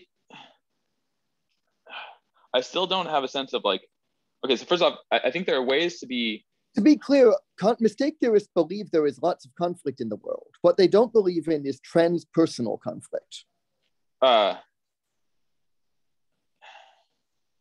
Like mistake theorists believe that people haggling in a market are trying to get one over on one another or trying to get the best price. What the mistake theorists don't believe in is Rao's theory of market haggling, where you are trying to behave in a situationally appropriate performance in order to invoke behaviors that don't make any sense from a personal perspective. Conflict theorists are not trying to win in a conflict. They are participating in a conflict impersonally as like a non-egoic, self-similar element in a fractal conflict. Okay, so and this is analogous to what you're talking about as the invention of war. Yeah. Yeah, right. Okay, but so why is that? From your point of view, that thing is totally distinct, or like importantly distinct from the kind of interpersonal conflict that you and I could get into as two people fighting over the same piece of meat, like two cavemen fighting over the same piece of meat, right? Yeah. Like it's so the mistake theorist and the mistake theorist can look at that and say, yes, that's really conflict, but they can't look at warlike behavior as anything other than a species of mistake, and that's a way in which they're blinding themselves to like sort of nation state scale or other like social organism scale conflict theory, right? Okay, yeah. So I know how that would get parsed in this kind of Keegan conception, but I won't do it that way. But the this actually relates to another thing I want to talk about. Maybe we don't have enough time, but this idea of conspiracy theories, because there's sort of similar observations that I've made about conspiracy theories to the one you have, but this whole taboo against conspiracy theory as such is essentially don't look at that scale of conflict theory, right? It's like avert your eyes from that. That kind of thing can't happen. Well, right? It's more specifically it's more specifically people have an extremely strong pre-existing motive to avert their eyes from the bridge between the type of conflict that mistake theorists do believe in and the type of conflict that mistake theorists don't believe in. So there is a bridge then. There is a bridge. There is Right. a bridge. Like public choice theory is like an attempt to talk about the bridge between that. Law and economics is an attempt a little bit to talk about the bridge. But like they're both a little bit wrong because they're both keeping the mistake theorist model of rational actors, which isn't really a correct model. But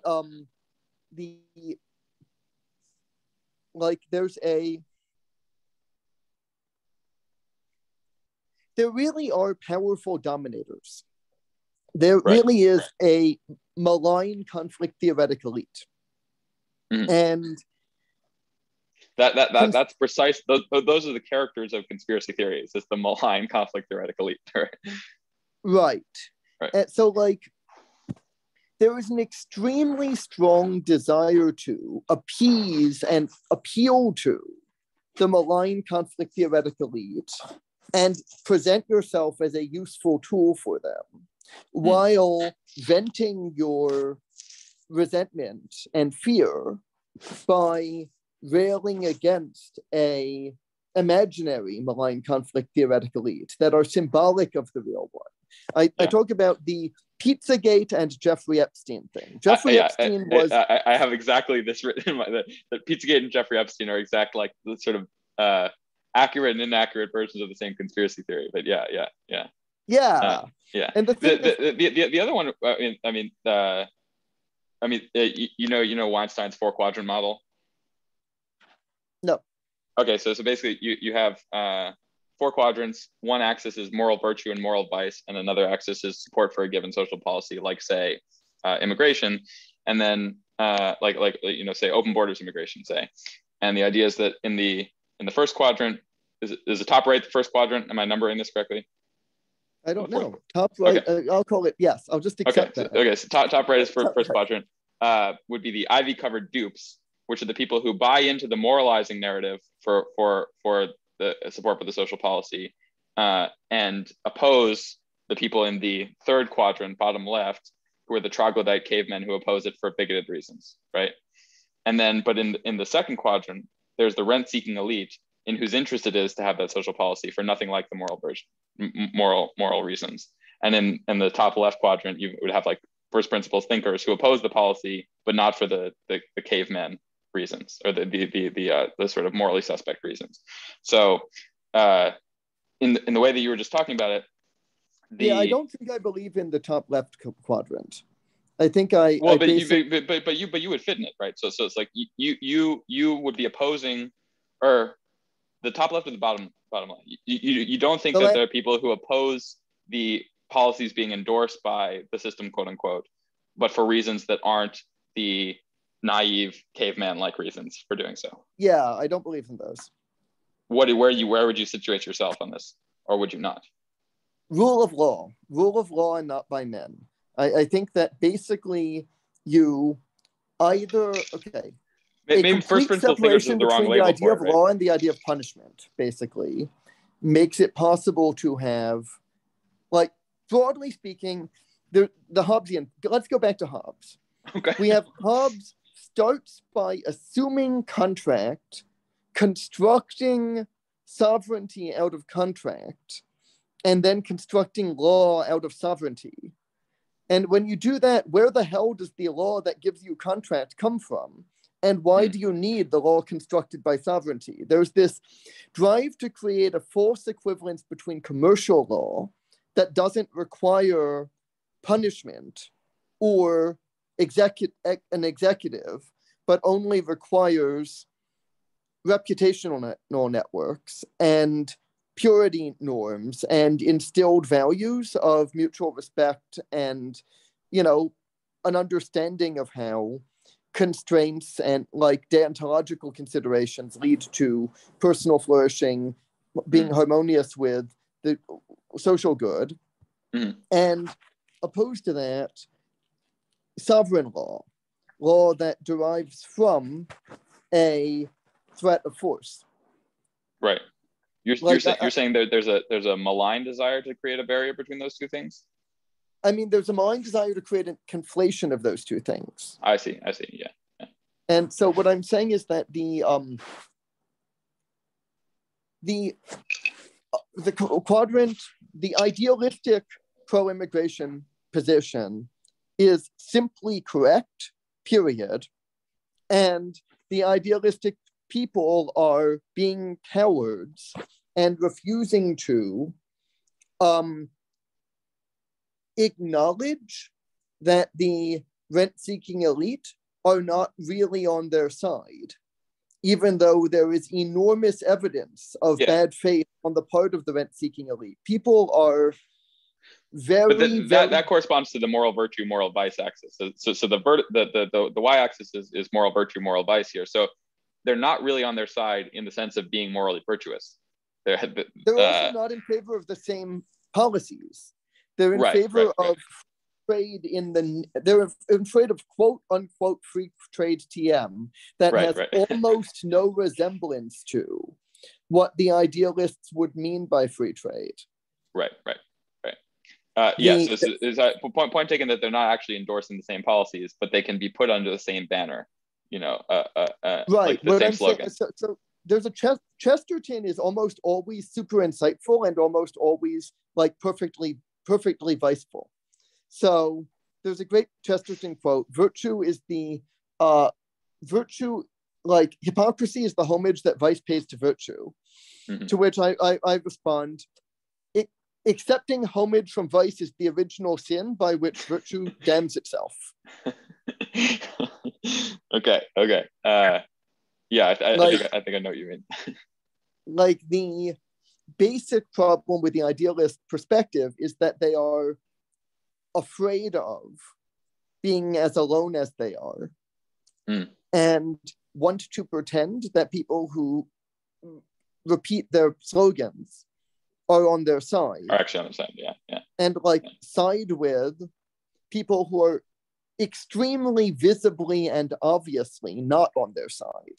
But there are people in the so the Pizzagate one is interesting, right? Because you might have the idealists talking about Jeffrey Epstein, but not Pizzagate, and the Pizzagate people would fit in the troglodyte category in this view. But at least in my mind, a lot of the stuff coming out of the social justice left has this analogous structure where there's a real thing and then there's a fictional thing that's standing in its place. And at least on the Weinstein model, most of the people in the top right are advocating for opposing the fictional thing rather than the real thing. And then you might need the first principles quadrant to oppose the real thing, right? Yeah, so I feel like the social justice thing is a little bit different because it's much more racialized. Like in my experience, at a really, really good first approximation, white social justice warriors are the worst racists. Yeah. And non-white social justice warriors know what they're talking about, but don't know the theory in a rich, detailed way, and assume that things are more about race and more about self-interest than they are, and that racism serves self-interest in the mistake theoretic way, when in fact racism is expensive, very straightforwardly doesn't serve self-interest in the mistake theoretic way, and is only part of a conflict theoretic type thing in normal cases. Gone with the Wind is a very good movie promoting an inverted morality where there's no confusion that racism is expensive, and the protagonists are wicked Southerners who want to live good lives rather than wanting to die for the sake of racism.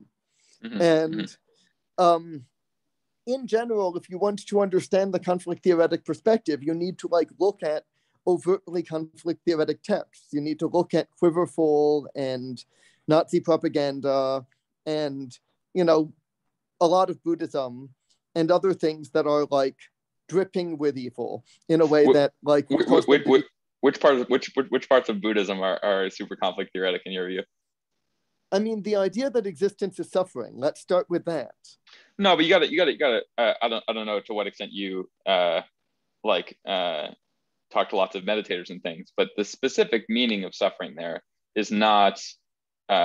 It's probably different than what you mean, right? So the sense in which existence is suffering is the specific like thing that you can discover in meditation. There's a habitual clinging to or aversion from phenomena as they appear that is like a second order addition onto whatever is the relevant data that you're gleaning from it that causes you to suffer. Right. So I call that deviation from free energy minimization. I would say that existence is free energy expenditure, in the sense of Christonian free energy minimization is the limit at which one does not expend free energy, because all of one's free energy has been consumed implicitly in conflict, and one doesn't have any more free energy to expend. So one is constrained to be a Dathangbot, a automaton who would like to just hide in a dark room. But like Buddhist meditators are saying, yeah, go hide in a dark room. That's the thing to do in life. And there's a recent Codex post advocating hiding in a dark room as in fact what Buddhist meditators think. That I think is like quite good. The Hinayana or the Theravada, there are versions of Theravada that are like that, where like what you're really aiming for is to get out of the world, right? And to disconnect yourself from all meanings and and thereby alleviate suffering. There are species of Buddhism that aren't like that. Although it's interesting that you would bring up the free energy analogy. I'm trying to think what was the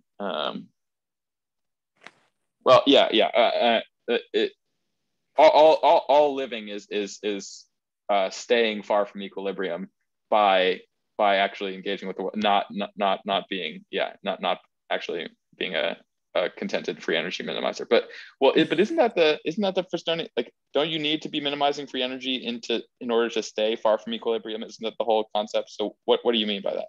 I mean, I think you are bounded in terms of free energy. You don't actually have the ability to consume unlimited free energy. So you need to be a free energy satisficer, not a free energy minimizer. But like there is, if one artificially constructs situations that consume all of your free energy by, for instance, tracking your attention carefully and punishing you not merely for disobedience, but for delayed obedience, the way Quiverful says, delayed obedience is disobedience. If your attention is being tracked by people who are consuming all of your free energy, so that you are up against the wall in terms of satisfaction, then you are compelled to act as a free energy minimizer. I think I know what you mean. Wouldn't I mean what I associate with the sort of less renunciative schools of Buddhism though is closer to what I think you would advocate as like non-traumatized development, which is to say like you're not so like they're characterized in a meditative context by like these styles of meditation that have much more to do with like very open, broad awareness rather than this like hyper focused, narrow, controlled, etc. So you're actually deliberately not exerting the kind of top down directed control over your attention as against what might capture it in the next moment. But then the like the kind of path of development that leads to is much more like what you were associating with untraumatized development, where you're not being enculturated into selectively flinching away from certain noticings. Like there's nothing that you'd be afraid to have come up and that you'd be inclined to flinch away from, right? At the attentional level. There are things that Buddhism can point to that are in fact pointing in that direction, but none of them are the low-hanging fruits, and none of them are the attractors to which either monastic practice or like various other modes of promotion point. So my pretty strong guess is that when actual Siddhartha Gautama was teaching like actual Ananda to be enlightened, he was doing a thing that, like, roughly speaking, is a more advanced form of what we might call Stoicism. That, like, it seems pretty clear that the early Buddhists were treating becoming enlightened as comparably difficult to, like, getting an MD. A minority of people are eligible. Of those who are eligible, if they put in, 3 to 6 years, most of them will succeed. And if they succeed, they will have quite substantially enhanced capacities relative to what they came in with, but not crazy magical powers or, whatever. That version of Buddhism, without the bells and whistles, I think is just Stoicism. So it might be just Stoicism as implemented on a kind of like micro attentional level and an embodied level, but I don't think it's. I think that addition actually adds significant faculties on top of Stoicism. But further, I think that there are things that Stoicism encourages that needn't be encouraged in the Buddhist frame. Agreed. So, Stoicism's philosophical framework is worse than Buddhism's philosophical framework. Yeah. And but specifically along this line of Stoicism encouraging one to, like, essentially sever one's ties of caring to the world in important ways. Like, I think there are certain instances in which it's good to keep a sort of a lid on those things, but that's definitely not necessary in a Buddhist context. It is in certain renunciative frames and monastic frames on Buddhism, where, like, you are trying to, like, cut yourself off from the world. But in a, say, like a tantric frame or something like that, you're actually using the energy of your connection to the world, and yeah, it's almost exactly the opposite in the sense of not trying to sever your ties. Almost not consider Tantra to be Buddhism. Like, you would almost consider Tantra to be Buddhism, you said? To not be Buddhism. I mean, if by Buddhism you mean, I mean, so like there's sort of Theravada, Mahayana, and Vajrayana Buddhism, right? That's like one way typically gets divided, and Vajrayana is chock full of Tantra, but even Mahayana is not renunciative in the way that the Theravada is. What you're associating with, like, the sort of heavy renunciative frame is very much a Theravada frame, and that's the one that got popular in the West too. So it's not an accident that you would see that pathology is the original frame. Like, the Theravada thing is pretty clearly the original thing, and the others are clearly, like, compromises between indigenous practices and the Buddhist thing, I think. Yeah. So the Theravada is the oldest and the original, although it's not like it's sort of something I'm exploring in a practice context, to what degree they like conflict at the instruction level, right? So, like,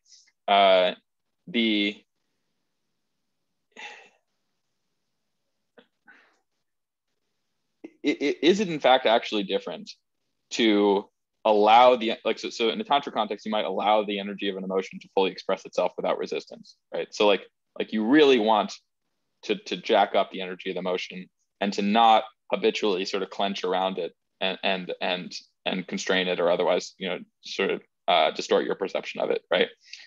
That to me is almost the same thing when you're actually sitting and meditating, rather than like a description level, as having equanimity with it in a Theravada frame, right? So like what's called equanimity in a Theravada frame is not emotional flatness. It's this sort of second order attitude you have toward whatever appears that is non-resistance effectively, like allowing me, like it's almost like what you would like call like not preference falsifying, right? Like not habitually flinching. Is specifically pointing at the naive subjectivity thing, the thing that is damaged by various social institutions, but which we would all have if we were Homo habilis or something. So sorry, Tantra is pointing toward that? Yeah, like Buddhism is trying to do something else, but it seems like Tantra is basically saying, fix the damage, be a healthy Homo habilis. Yeah, well, what I'm saying is I'm not confident that Buddhism is actually doing something else at the instruction level, but yes, as practiced in a sort of heavy renunciative frame, I would agree with you that as a stunted version of it. But yeah, okay, so take this perfectly I said this to you in the thread. I think this is the thing that made you think I was trolling you. I promise I really wasn't. But the this idea that if you trauma in the absence of trauma, development wouldn't be stage-like. So there's this idea that the reason why development is stage-like is because at certain impasses in development, again, forgetting the idea that the Keegan stages describe how that development would occur, that there are certain points at which what's actually progress might look like regress, right? And then you were like, okay, but if it looks like regress, it's in some sense trauma reflecting itself. Wait. No, I feel like what my actual claim is that when things look like regress, it's more like hypnotic induction of a childlike state where like people can undergo hypnotic regressions, but like scientists have looked at people under hypnotic regression and established that they really don't act like children. They act like adult stereotypes of children. I think the reason why it would look like regress is because your stunting faculties that you should say were appropriately never stunted, or something like that, or like your unstunting faculties that were appropriately never stunted and that aren't actually in the case of kids, but you thought they were, or something like that. Yeah, I feel like there's something going on here where I'm like not able to see where you're orienting. Let me try a little bit. So like okay. I think I am very, very clear that just propositionally, people literally never transition from Keegan 3 to Keegan 4. And people transition from Keegan 4 to Keegan 3 all the fucking time. Like, it's incredibly easy to observe the latter, and one never observes the former. So one transitions from a mode in which systematicity is the primary organizing principle of cognition to one in which relationships are the primary organizing principle of cognition. Like almost everyone transitions in that direction. It's one of the most obvious observable facts about the human condition. So an example of that might be and both of those are sort of stunted or otherwise sort of corrupted modes in your view. But the example of that might be like a child who naively obeys by a grammatical rule only until they're enculturated into the idea that actually the language itself doesn't abide by that grammatical rule. Something like that. Yeah. You know, like so, like they're following a systematic principle until they're told actually the way we use those words doesn't abide by the systematic principle. I feel like that's not a great example. That is a good example. That's a pretty good example. But like, yes, that is a good example, but like that's a specific case. But there's also a general cognitive restructuring from in general abiding by rules to in general abiding by cultural norms. So like these specific cases, like the language are like quite cool. It's actually a great example when I think about it, but like there's also some the example you're giving is a non-traumatized example. I would say that's a clean example of the affordance type thing. But there's of the transition from symbolic representation to affordance style representation. Yes. That's like a clean example of the affordance type thing. That I feel like that is like the minimally malignant version of it, or like culturally. No, I would say it's just not malignant. I would say that's what the Hegelian, that's what Hegel is claiming. It all how it. I mean, Hegel's saying a lot of things, but like the most benign version of Hegelianism is saying that like progress consists of automating and making unconscious things that at a more early stage of development need to be done in a conscious, deliberate fashion. So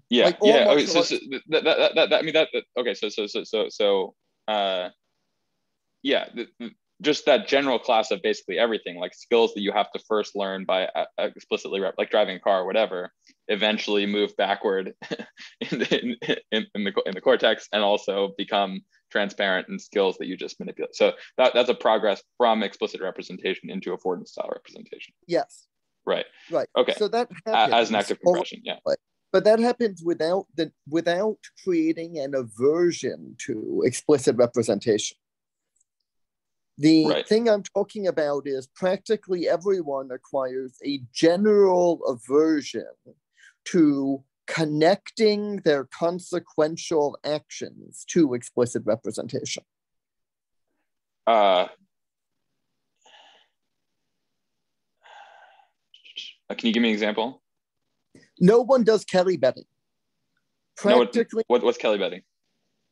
Practically nobody takes the mathematically optimal amount of risk with their portfolios. Practically everyone does some combination of crazy self-destructive risk-seeking and crazy self-destructive risk aversion. Like, if you just fucking implement Breedley and Meyer's principles of corporate finance, it should be really, really easy to double your money every 4 years systematically with like 5 hours a week of work. I can't make myself do it. No one I've ever heard of except Ray Dalio seems to do it consistently. But it why can't you make yourself do it? Because you don't believe that it would actually work. I mean, some part of you doesn't believe it would actually work. No, that's not true. Okay, then why?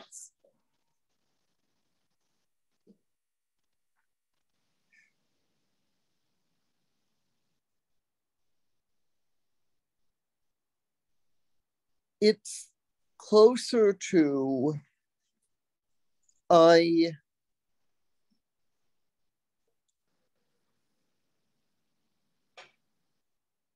don't perceive. It's closer to I perceive more disutility to coupling my rewards and punishments, my sense of feedback, my sense of importance, to economic returns. Yeah, okay, that's it. It's because I feel like I exist in a social fabric that is incredibly conflict theoretic and is incredibly sensitive to whether I want to make money and will punish me grievously for wanting to make money. So and in particular, I expect economic institutions like banks and stockbrokers to punish me grievously for wanting to make money, so that I feel like if I persistently want to make money, eventually the banks will just fuck me. Okay, but would so in both cases we're talking about an instance where you don't make your explicit reasoning align with your sense of consequences. Was that the distinction that you made? Or what I don't make my attention allocation and effort concrete, value-laden, and oriented around subject-object relations and systematic reasoning, because I expect that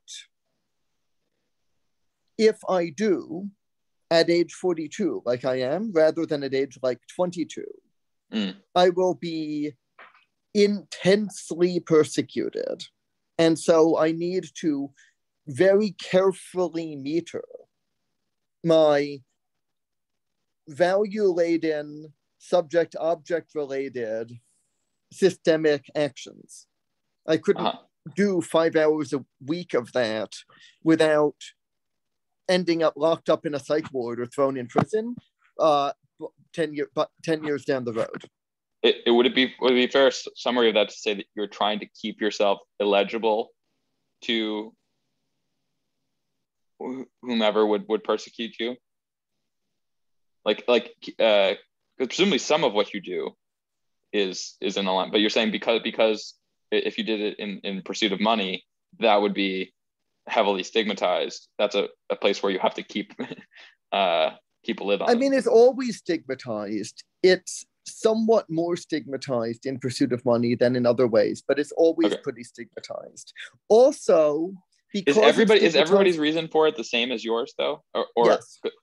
Okay. Also, because it's stigmatized so heavily, there is so much low-hanging fruit economically that I think it's possible to produce much higher returns on things like cryptocurrency than the sort of 20% type APRs that you could get by like rational acting anyway.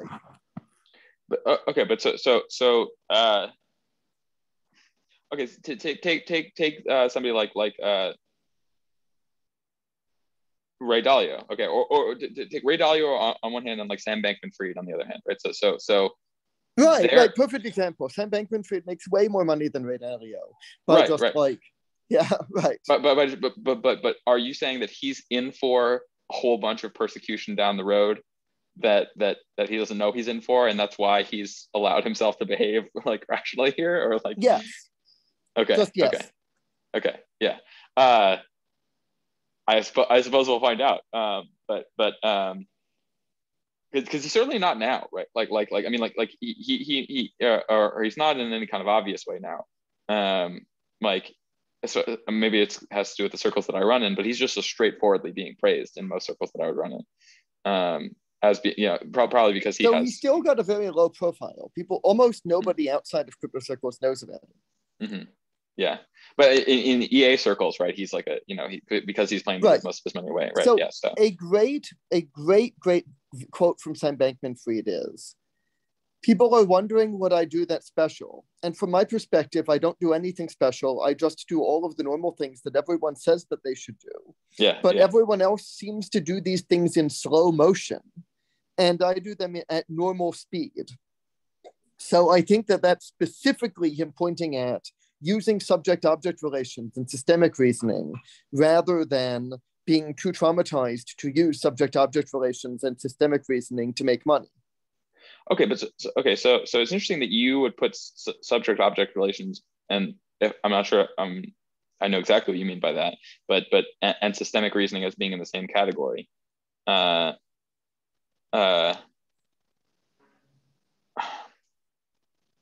Yeah, I feel like I'm gonna have to go here in a second, but I feel like I didn't yet get a perfect handle on like you and I are sort of dividing things a little bit differently and coming to similar conclusions at the far end, but exactly opposite conclusions at the near end, which is to say like I don't see putting affordance style representation, or not even affordance style, but like things like that at a lower level as a necessary precondition for symbolic representation as being this like Heideggerian propagandistic inversion that's designed to corrupt morality down the road. But in not doing that, I end up in many of the same places that you would later on, which is all these things that you see as stunted about the way people deploy what I would call systematic reasoning, modernist style reasoning, or whatever. I think is remedied by seeing it as continuous with this process of what Keegan will call like meaning making, what you're calling. If you allowed that naive epistemology thing to extend and get more complex rather than stunting it in various ways and redirecting it in various ways, that's what we're after. Like that and that's always purpose laden. It's always in some sense personal, but it's not personal in all the ways that you get told that being personal is wrong by institutions like don't trust your individual reasoning because like you see what I mean? Yeah. So it's interesting to come to similar conclusions further down the line, but yeah, it'll take me a little while to sort of parse in more detail where the distinctions lie. So you brought up the social justice stuff earlier, and I mentioned that broadly speaking, the for the most part, you brought it up as analogous to the QAnon stuff, in that there is a real thing and a mythic thing. Yes. And there's a tendency to focus on the mythic thing. Well, I think my sense is that there is a real thing. The real thing intensely persecutes minorities, much intensely and illegibly persecutes minorities. Yeah. And people, through a combination of minorities assume that it's persecuting them because of racism, and white people assume that it is convenient for them to pretend that it's persecuting people because of racism, but actually know better, and also maybe are kind of racist. But like, the main thing is that racism is a handle that they can put on it. One way of thinking about this is the real thing is specifically the conflict theoretic mode of social organization. And in particular, the fractal diffusion, the conflict theoretic feminine mode of social organization. And that real thing is like unavoidably racist because it is organized around persecuting all things that stick out. And racism involves not being able to, racism involves traits that can't avoid sticking out. But like the primary thing that it is just against sticking out in general. So like you, in a Hegelian dialectic sense, that after socialism comes National Socialism, and after National Socialism comes woke National Socialism, where you try to preserve Heideggerian oppression, but maintain protected categories. And after woke National Socialism comes transfeminism, where you try to become ungovernable by infinitely diversifying the set of protected categories so that every individual at the limit could be their own protected category of Daseinbot. But this is a totally insane way of pointing at individualism to make everyone a unique, special snowflake robot slave rather than a free person. Okay, so you the fork in, so I would give a very similar account of like kind of like intellectual history there, but you fork in the opposite direction with Heidegger than the direction that I would fork. But okay, so in the Chapman construal, the systematic mode is characterized by universality, rationality, and coherence. And universality is the one that you're sort of naming there, right? Which is like it's a characteristic feature of this mode of social organization that anything like norms inevitably create stigma. So anything that deviates from a universalized norm sticks out and is oppressed by, in virtue of its differentiation, right? And wait, I don't think that's how I see it. Okay, wait a moment. That's important. Okay, the systematic mode is not making norms. The systematic node does not have norms. Norms, when you're using norms in that sense, you mean norms in this kind of personal sense. Okay, so this is analogous to what you were saying earlier about it's in the interest of the modernist mode to conflate sovereign laws and norms and deontological principles, right? Yeah. Okay. Yeah. Right. Yeah. So, yeah, right. So, right. Right. So to say what should be appropriately administrated by norms should in fact be administrated by laws or something more rigid. No, I think things should be done by the rigid thing. The sovereign thing is non-rigid. The executive principle is non-rigid, as the sovereign is he who decides the exception. Is right. Right. So the did you see Weinstein literally just did a whole thread on unprincipled exception handling? You should go look at it because I know the unprincipled exception handling. It's like the core Nazi principle. The sovereign is he who decides the exception. Right. I'm saying the point is that the attempt to substitute sovereignty for law, the attempt to substitute obedience for deontology, is the core Hobbesian agenda. To like attribute to deontology, to attribute to obedience the fruits of deontology. It is the Hobbesian agenda. Okay, so that makes sense. Where in some sense the deontological principle would be you're abiding by a norm that you endorse, rather than doing so under threat of violence from the state. I would say you are abiding by a rule that you endorse rather than doing it under threat of violence. What do you mean? Norms are unnecessary. Okay.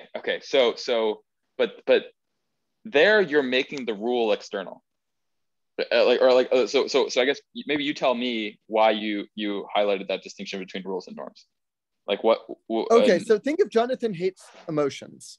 Yeah. Jonathan Haidt divides things into liberal and conservative principles, but he's like failing to notice that the conservative principles are substrate and the liberal principles are agenda. So justice and caring are what everyone wants, but they're not a way of getting there. And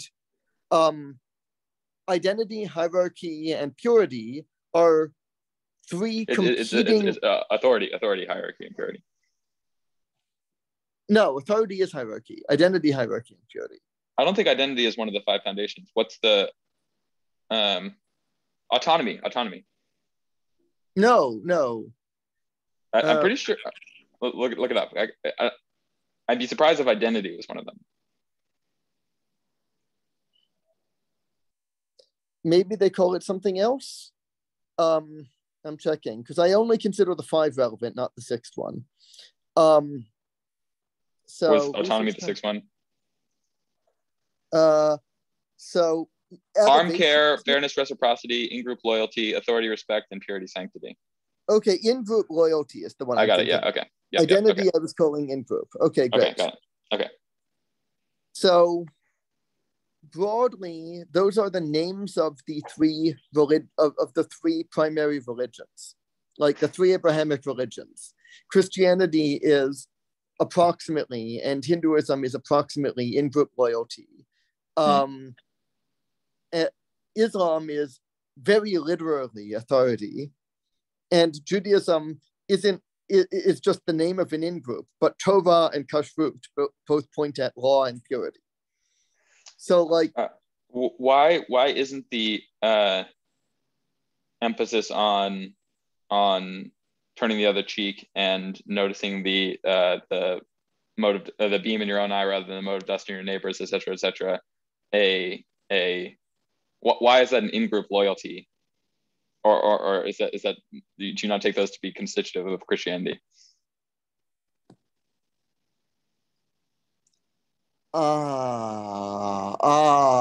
Great question. Okay, so I would think of those as important parts of what Jesus is trying to do, but really, really, really not what Paul is trying to do, or what Augustine or Aquinas are trying to do. Yeah, but I think that's a meaningful distinction, right? Because there are certainly people who take that to be the core of Christianity, even if that's not how it developed institutionally. I could believe someone sincerely thought that about the core of Christianity, but only if they were of the type of Christian who just does not consider the fruit of the Augustinian tree to be Christianity. Like the sort of Northern European who used to talk about Christianity and popery. But like Orthodox Christianity plausibly maintains some of that. And Calvinist style Christianity is sort of anti-popery rather than its own thing, and plausibly maintains some of that out of spite. And okay, so popery is characterized by in-group loyalty, and the Augustinian tradition, or the okay. So like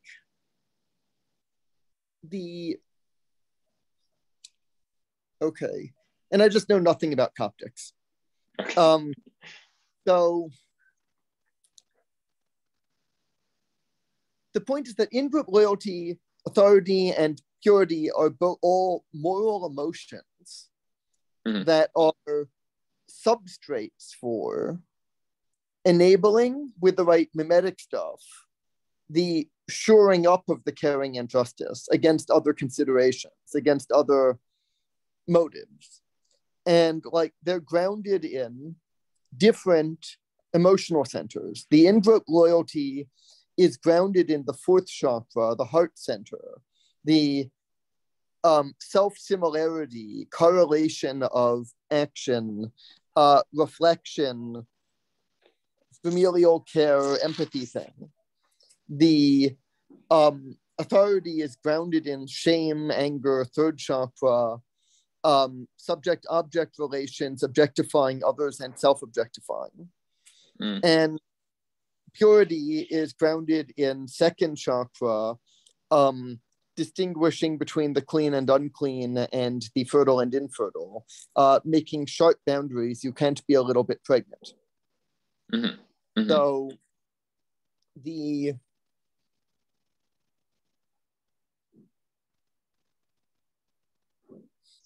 why? Okay, yeah, sorry. It's just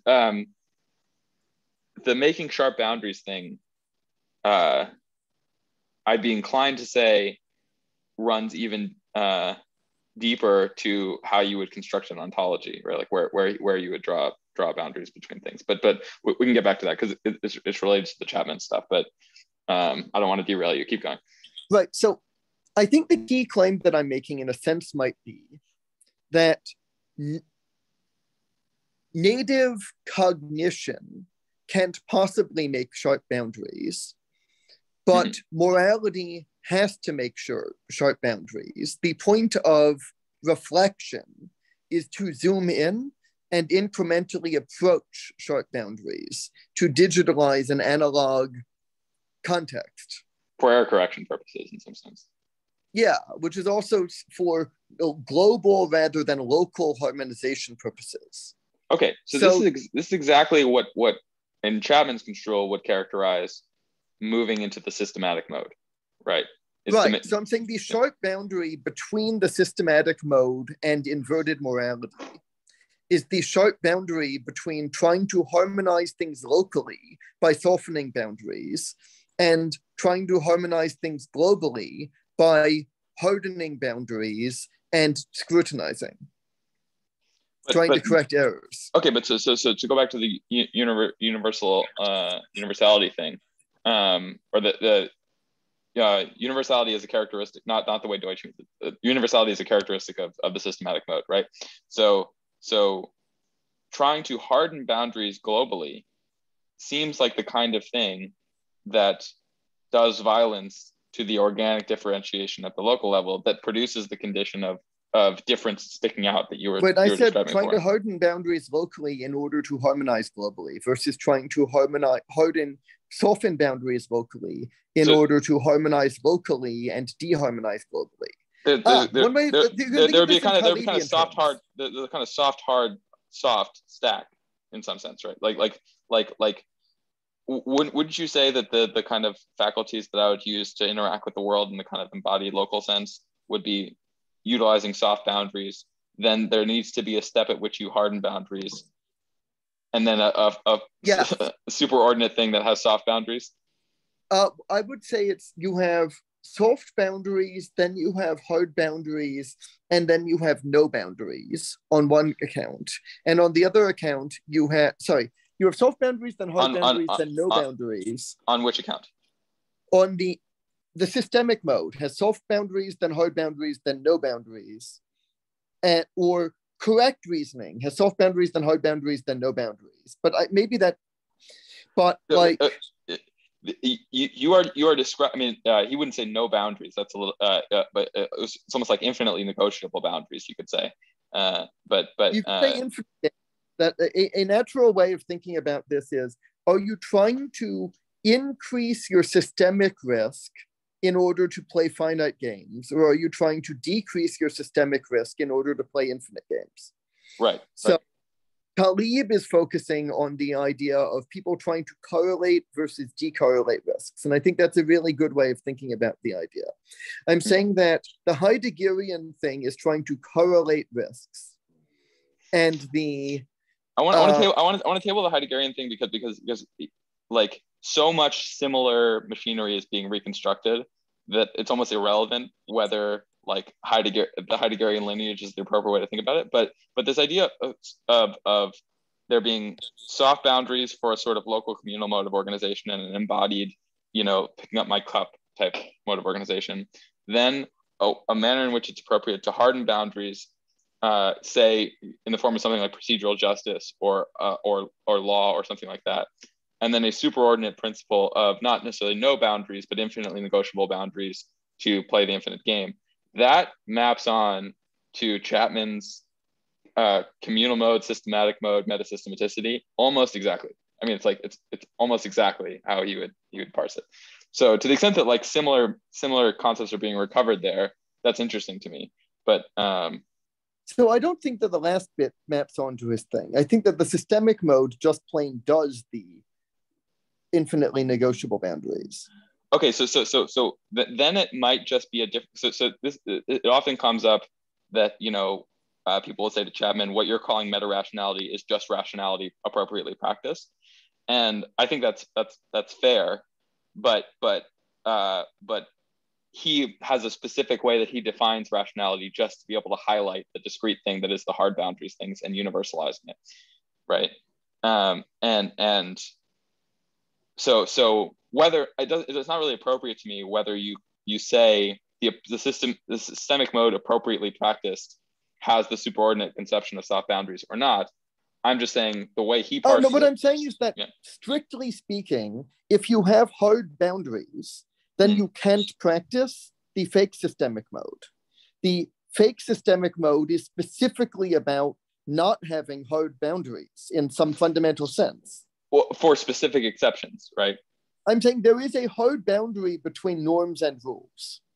The fake systemic mode or the fake systemic mode, modernism, consists of dissolving the hard boundary between norms and rules, which is actually a very easy to see hard boundary unless you've been traumatized away from being able to see it. Mm-hmm.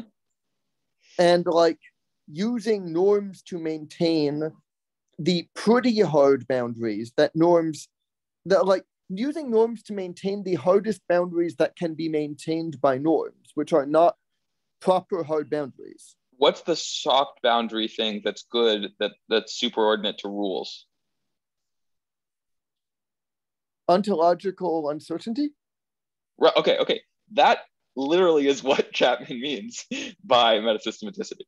That systematicity in his conception is characterized by ontological definiteness. That's only ever a sort of tool of abstraction for certain kinds of social organization. And then the understanding of ontological, he wouldn't say ontological uncertainty, he would say ontological nebulosity and uncertainty, and say that those two things are distinct, which is, but it's importantly similar. I'm not sure that I'd even disagree about.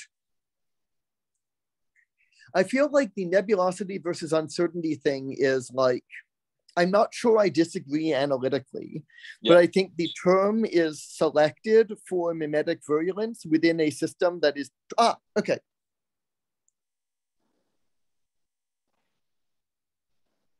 Nebulous really strongly suggests active obscuration rather than fundamental unknowability. Okay, but there's still even putting aside the term nebulous, active obscuration is not what's happening here, or not what I would advocate, I should say.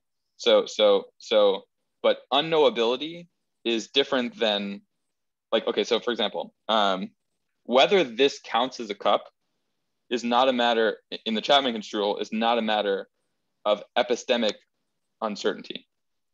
It's a matter of like ontological nebulosity, which is to say there's no, in the final analysis, there's no perfectly objective answer to whether something counts as a cup. That doesn't mean it's arbitrary.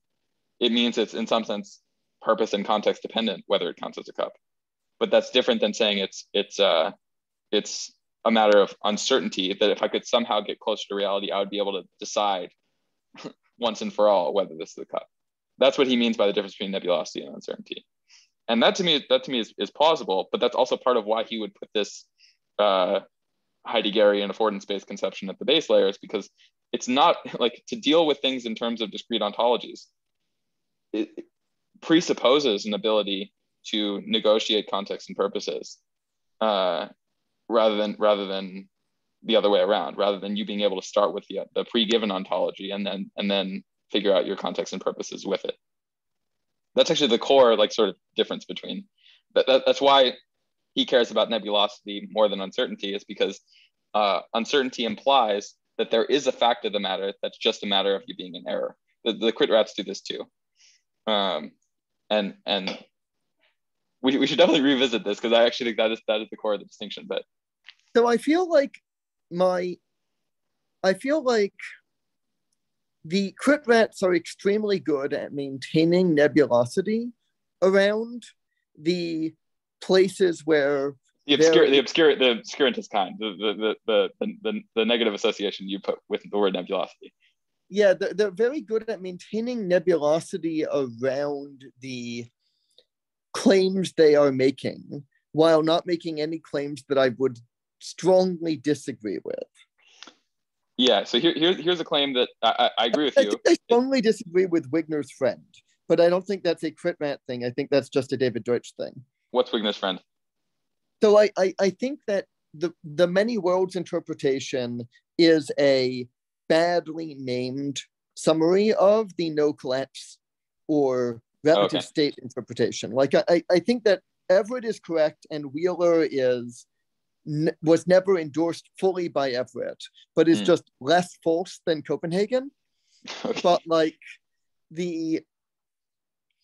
I'm pretty strongly confident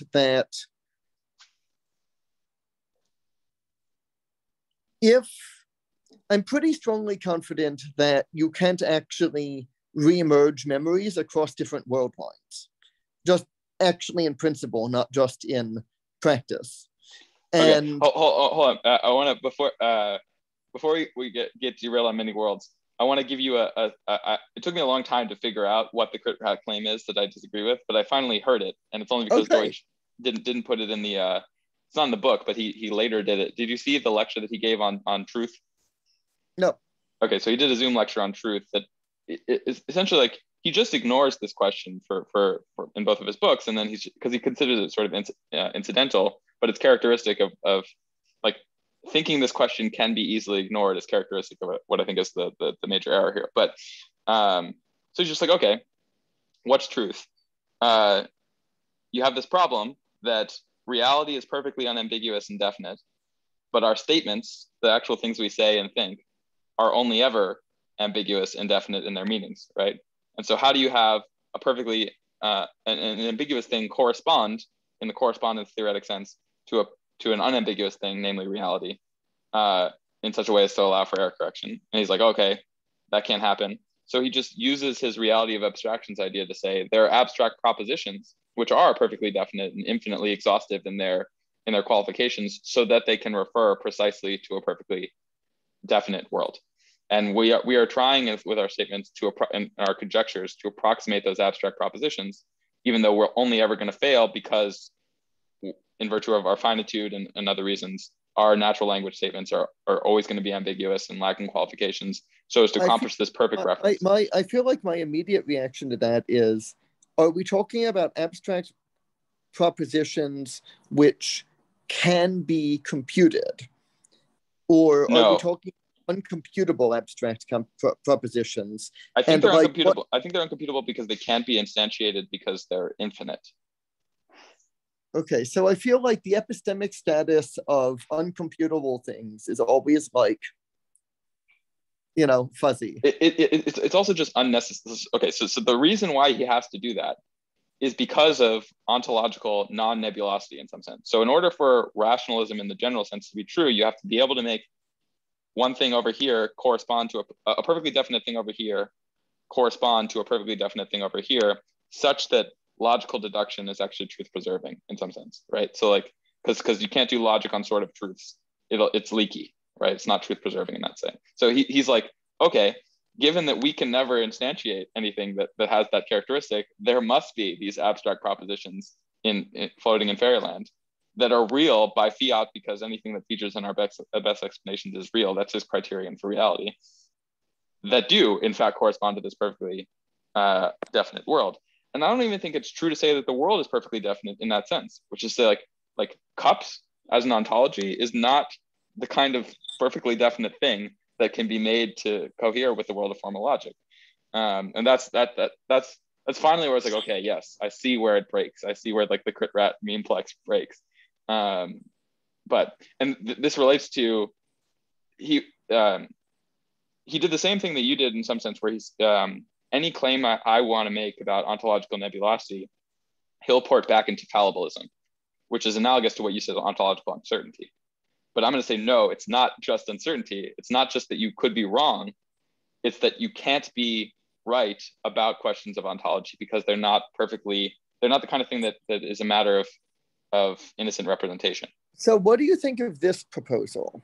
You can't be right about questions of anthropics, but you can be right about questions of ontology. That is to say, there's no fact of the matter about what I am or what a cup is. There are facts of the matter about what black holes are, about what you see what I'm saying? Yeah. Okay. So Chapman will sometimes say everything that he's saying applies except for in fundamental physics in some sense. So like it could be that the ontologies of fundamental physics are perfectly definitely characterizable. Like it could just be that. And but then it doesn't follow from some sort of reductionist assumption that means in principle the cup is perfectly characterizable. How about fundamental computer science? Because I feel like Deutsch would be saying fundamental physics and fundamental computer science are like, there's a facts about fundamental physics, which is a world where information cannot be created or destroyed. And there are facts about fundamental computer science, which is a world where information can be copied and can be error corrected. And these are different types of facts, and they can both be true. And the third strand of the fabric of reality, I don't know what he's talking about, and I don't think he understands evolutionary theory as well as it feels to me like he really knows physics and he really knows computer science, and he has a deep relationship.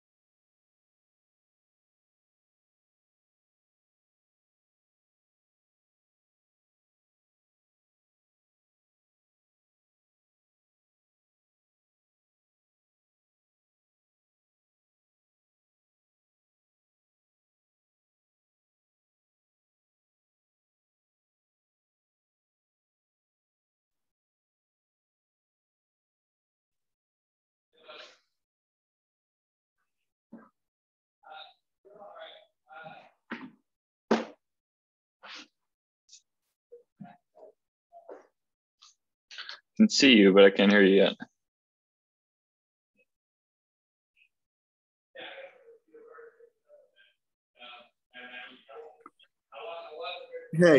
Hey, sorry about that. Hi. So yeah, I think we can probably drop the last bit from any posted interview anyway. I don't really.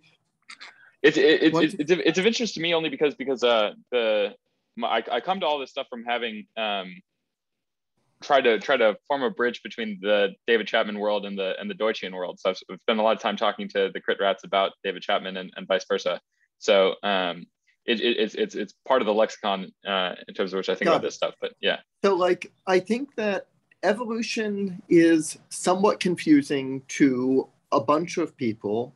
I don't really understand why Deutsch is treating it as a separate strand in the fabric of reality from computer science. But I do remember over a decade ago, Wei Dai and Eliezer discussing it, where Eliezer thought evolution was describable with a simple Bayesian model. And Wei Dai showed that it wasn't, at least not the model he was using. Okay. I think that I find it annoying that the Bayesians and the crit rats don't agree, because as far as I can tell, the crit rats are just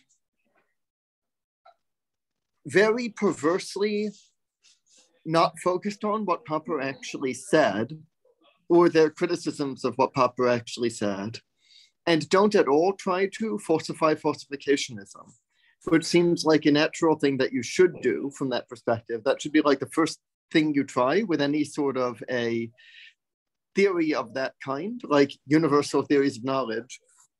Uh-huh. They don't consider, I mean, it's sort of a crit rat canard at this point to often say we're not falsificationists. Like they consider falsificationism to be a bad summary of what Popper was saying, as distinct from critical rationalism. Right. Yeah. So I guess I think that, as far as I can tell, Popper was very clearly saying science is not the only way of knowing. And there is a natural category that can be a natural boundary that can demarcate it, which is a defensible boundary around science. So that if you stick to things which can be falsified, you won't end up believing in pseudoscience or trying to apply scientific approaches to things for which scientific approaches are not appropriate. Right. Yeah, and he didn't necessarily mean that to be super sharp or some constitutive feature of the epistemology. And then people, the reason why crit rats would say we're not falsificationists is because the criterion of demarcation for them was like this is a helpful way of distinguishing science from not science, not a claim that like this is the characteristic feature of the universal one true epistemology. Good. Okay. Yeah. And I feel like the next thing to say is, as far as I can tell, within science, Bayesianism is the universal epistemology. Bayesianism and science are, as far as I can tell, synonyms. And there is like a natural demarcation between science, and there's presumably a boundary, but like it's not a clear boundary between. I think the boundary between science and not science is probably similar to the boundary between a computer and not a computer.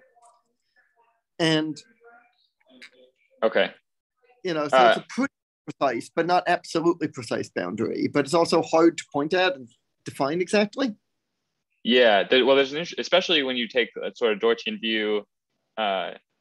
There are different ways to think about what computation would be. So this sort of straw Go-Fi conception is that computation is formal symbol manipulation, but there are all sorts of different ways of construing it, and then it becomes very hard in the limit to distinguish computation from just what is physical, unless you want to add some kind of intentionality component or some kind of meaning component. There's a guy who's a big source of Chapman's, this philosopher Brian Cantwell Smith, who will say computation just is nothing other than the interplay of meaning and mechanism. Like it's just whenever you have mechanisms that are like verging upon becoming meaningful in various ways, it's just you're in the realm of computation, and there's no single thing that is like the boundary between computation and non-computation. But so it seems like free energy is science for meaning. Like literally Gibbs free energy, Christian free energy being an approximation of that. But like free energy, I would say, is the scientific term that it makes sense to, apply to meaning. Like it's the most expansive sense of meaning. Or the most kind of because I mean like the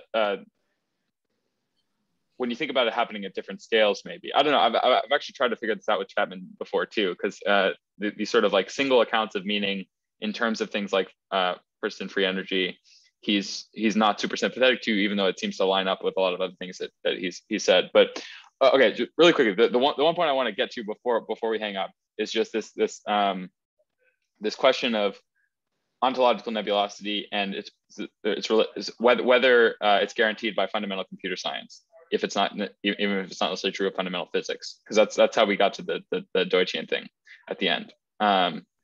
So it seems like we know that there are is a Church-Turing. Sorry, we know that there is a halting problem. Mm. We know that there are like things that can't be known.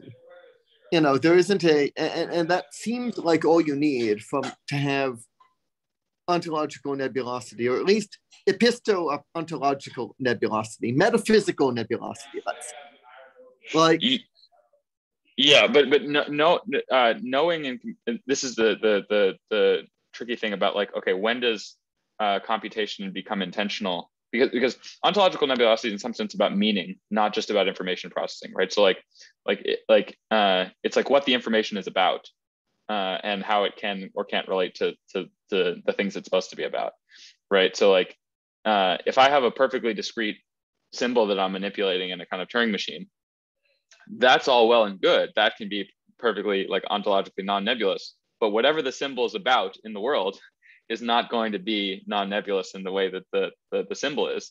So that's sort of the claim of ontological nebulosity, that the thing, even if you make your representation perfectly discrete, it can't correspond to a world that isn't that way at most scales, or for most ontologies that you would use to manipulate the everyday world, like cups, say. Sure, that seems true. Yeah. Okay, but then that's how you get to the kind of Heideggerian claim that the affordance style representation undergirds the symbolic representation, is that you need some context and purpose dependent way of construing the world prior to any kind of formal symbolic representational way of construing the world. So okay. A pretty good general rule in life, I think, is that Kant and Ricardo got the correct answers, which are the eternalist answers. And all of philosophy since Kant and Ricardo is trying to justify vice by opposing eternalism. Okay, all right. So, ontological non-nebulosity is a species of eternalism. So, if the ontological nebulosity claim is plausible to you, then that's refuting a particular kind of eternalism. So I guess what I'm saying is, Kant is saying that space and time are just given, and there are maybe some other things but space and time aren't even just given, right? I mean, on a physics construal, right? So so in a physics construal, space time is given, and causality, and on a computer science construal, causality is given. Mm-hmm. So there is like time in the sense of P versus NP time. Mm. And there's the thermodynamic era of time, which is very close to that. And then there's, thank you, space time. And like,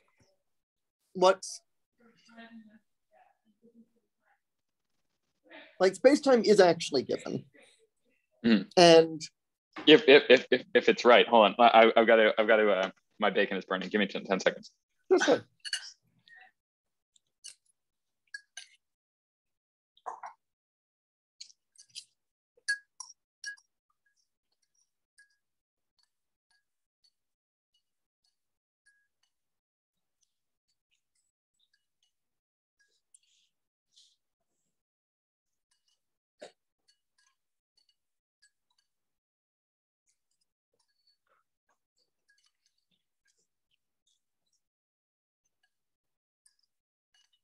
Okay, so whether or not this is what I mean when Chapman says like ontological nebulosity might not even be true of fundamental physics. Let's just say it's not true of fundamental physics. That doesn't make it true in virtue of reduction of things like cups. And so you can't apply the same, like if your epistemology requires that ontology be definite at every possible scale that will be relevant to your functional manipulation of the world, then you're screwed. It'll only work for physics. I mean, I guess my intuition is that once you have the idea of Shannon entropy and mutual information, what more are we saying with ontological nebulosity? This I tried to get into this with Chapman once because Eliezer will talk about mutual information as being like his conception of intentionality. Let me get back to you on it. Okay. Okay. All right. This has been super fun, man. I really appreciate you taking the time. For sure, it's been fun, and I definitely like. I feel like if it's possible to, I feel like the thing that he's calling the meaning crisis is resolvable, Mm-hmm. and primarily a psychological problem. It's primarily that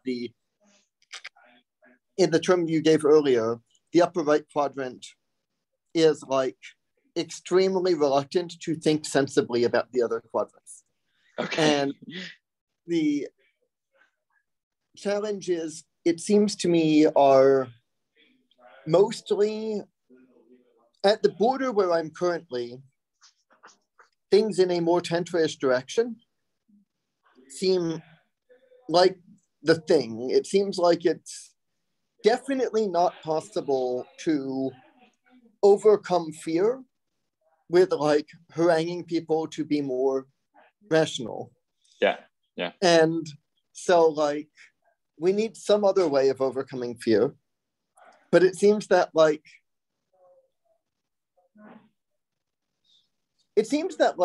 broadly speaking, if one understands macroeconomics, if one can overcome fear enough, if enough people, and it doesn't need that many, can overcome fear enough to apply macroeconomics correctly, then like, then like post Ricardo go fum, Okay. like like anti-Hegelianism go fum. You don't really need AGI. That seems like, of course, anti-Hegelianism seems like a problematic concept because Hegelianism is already anti-Hegelianism. Right. All right. Cheers. All right, man. Take care. But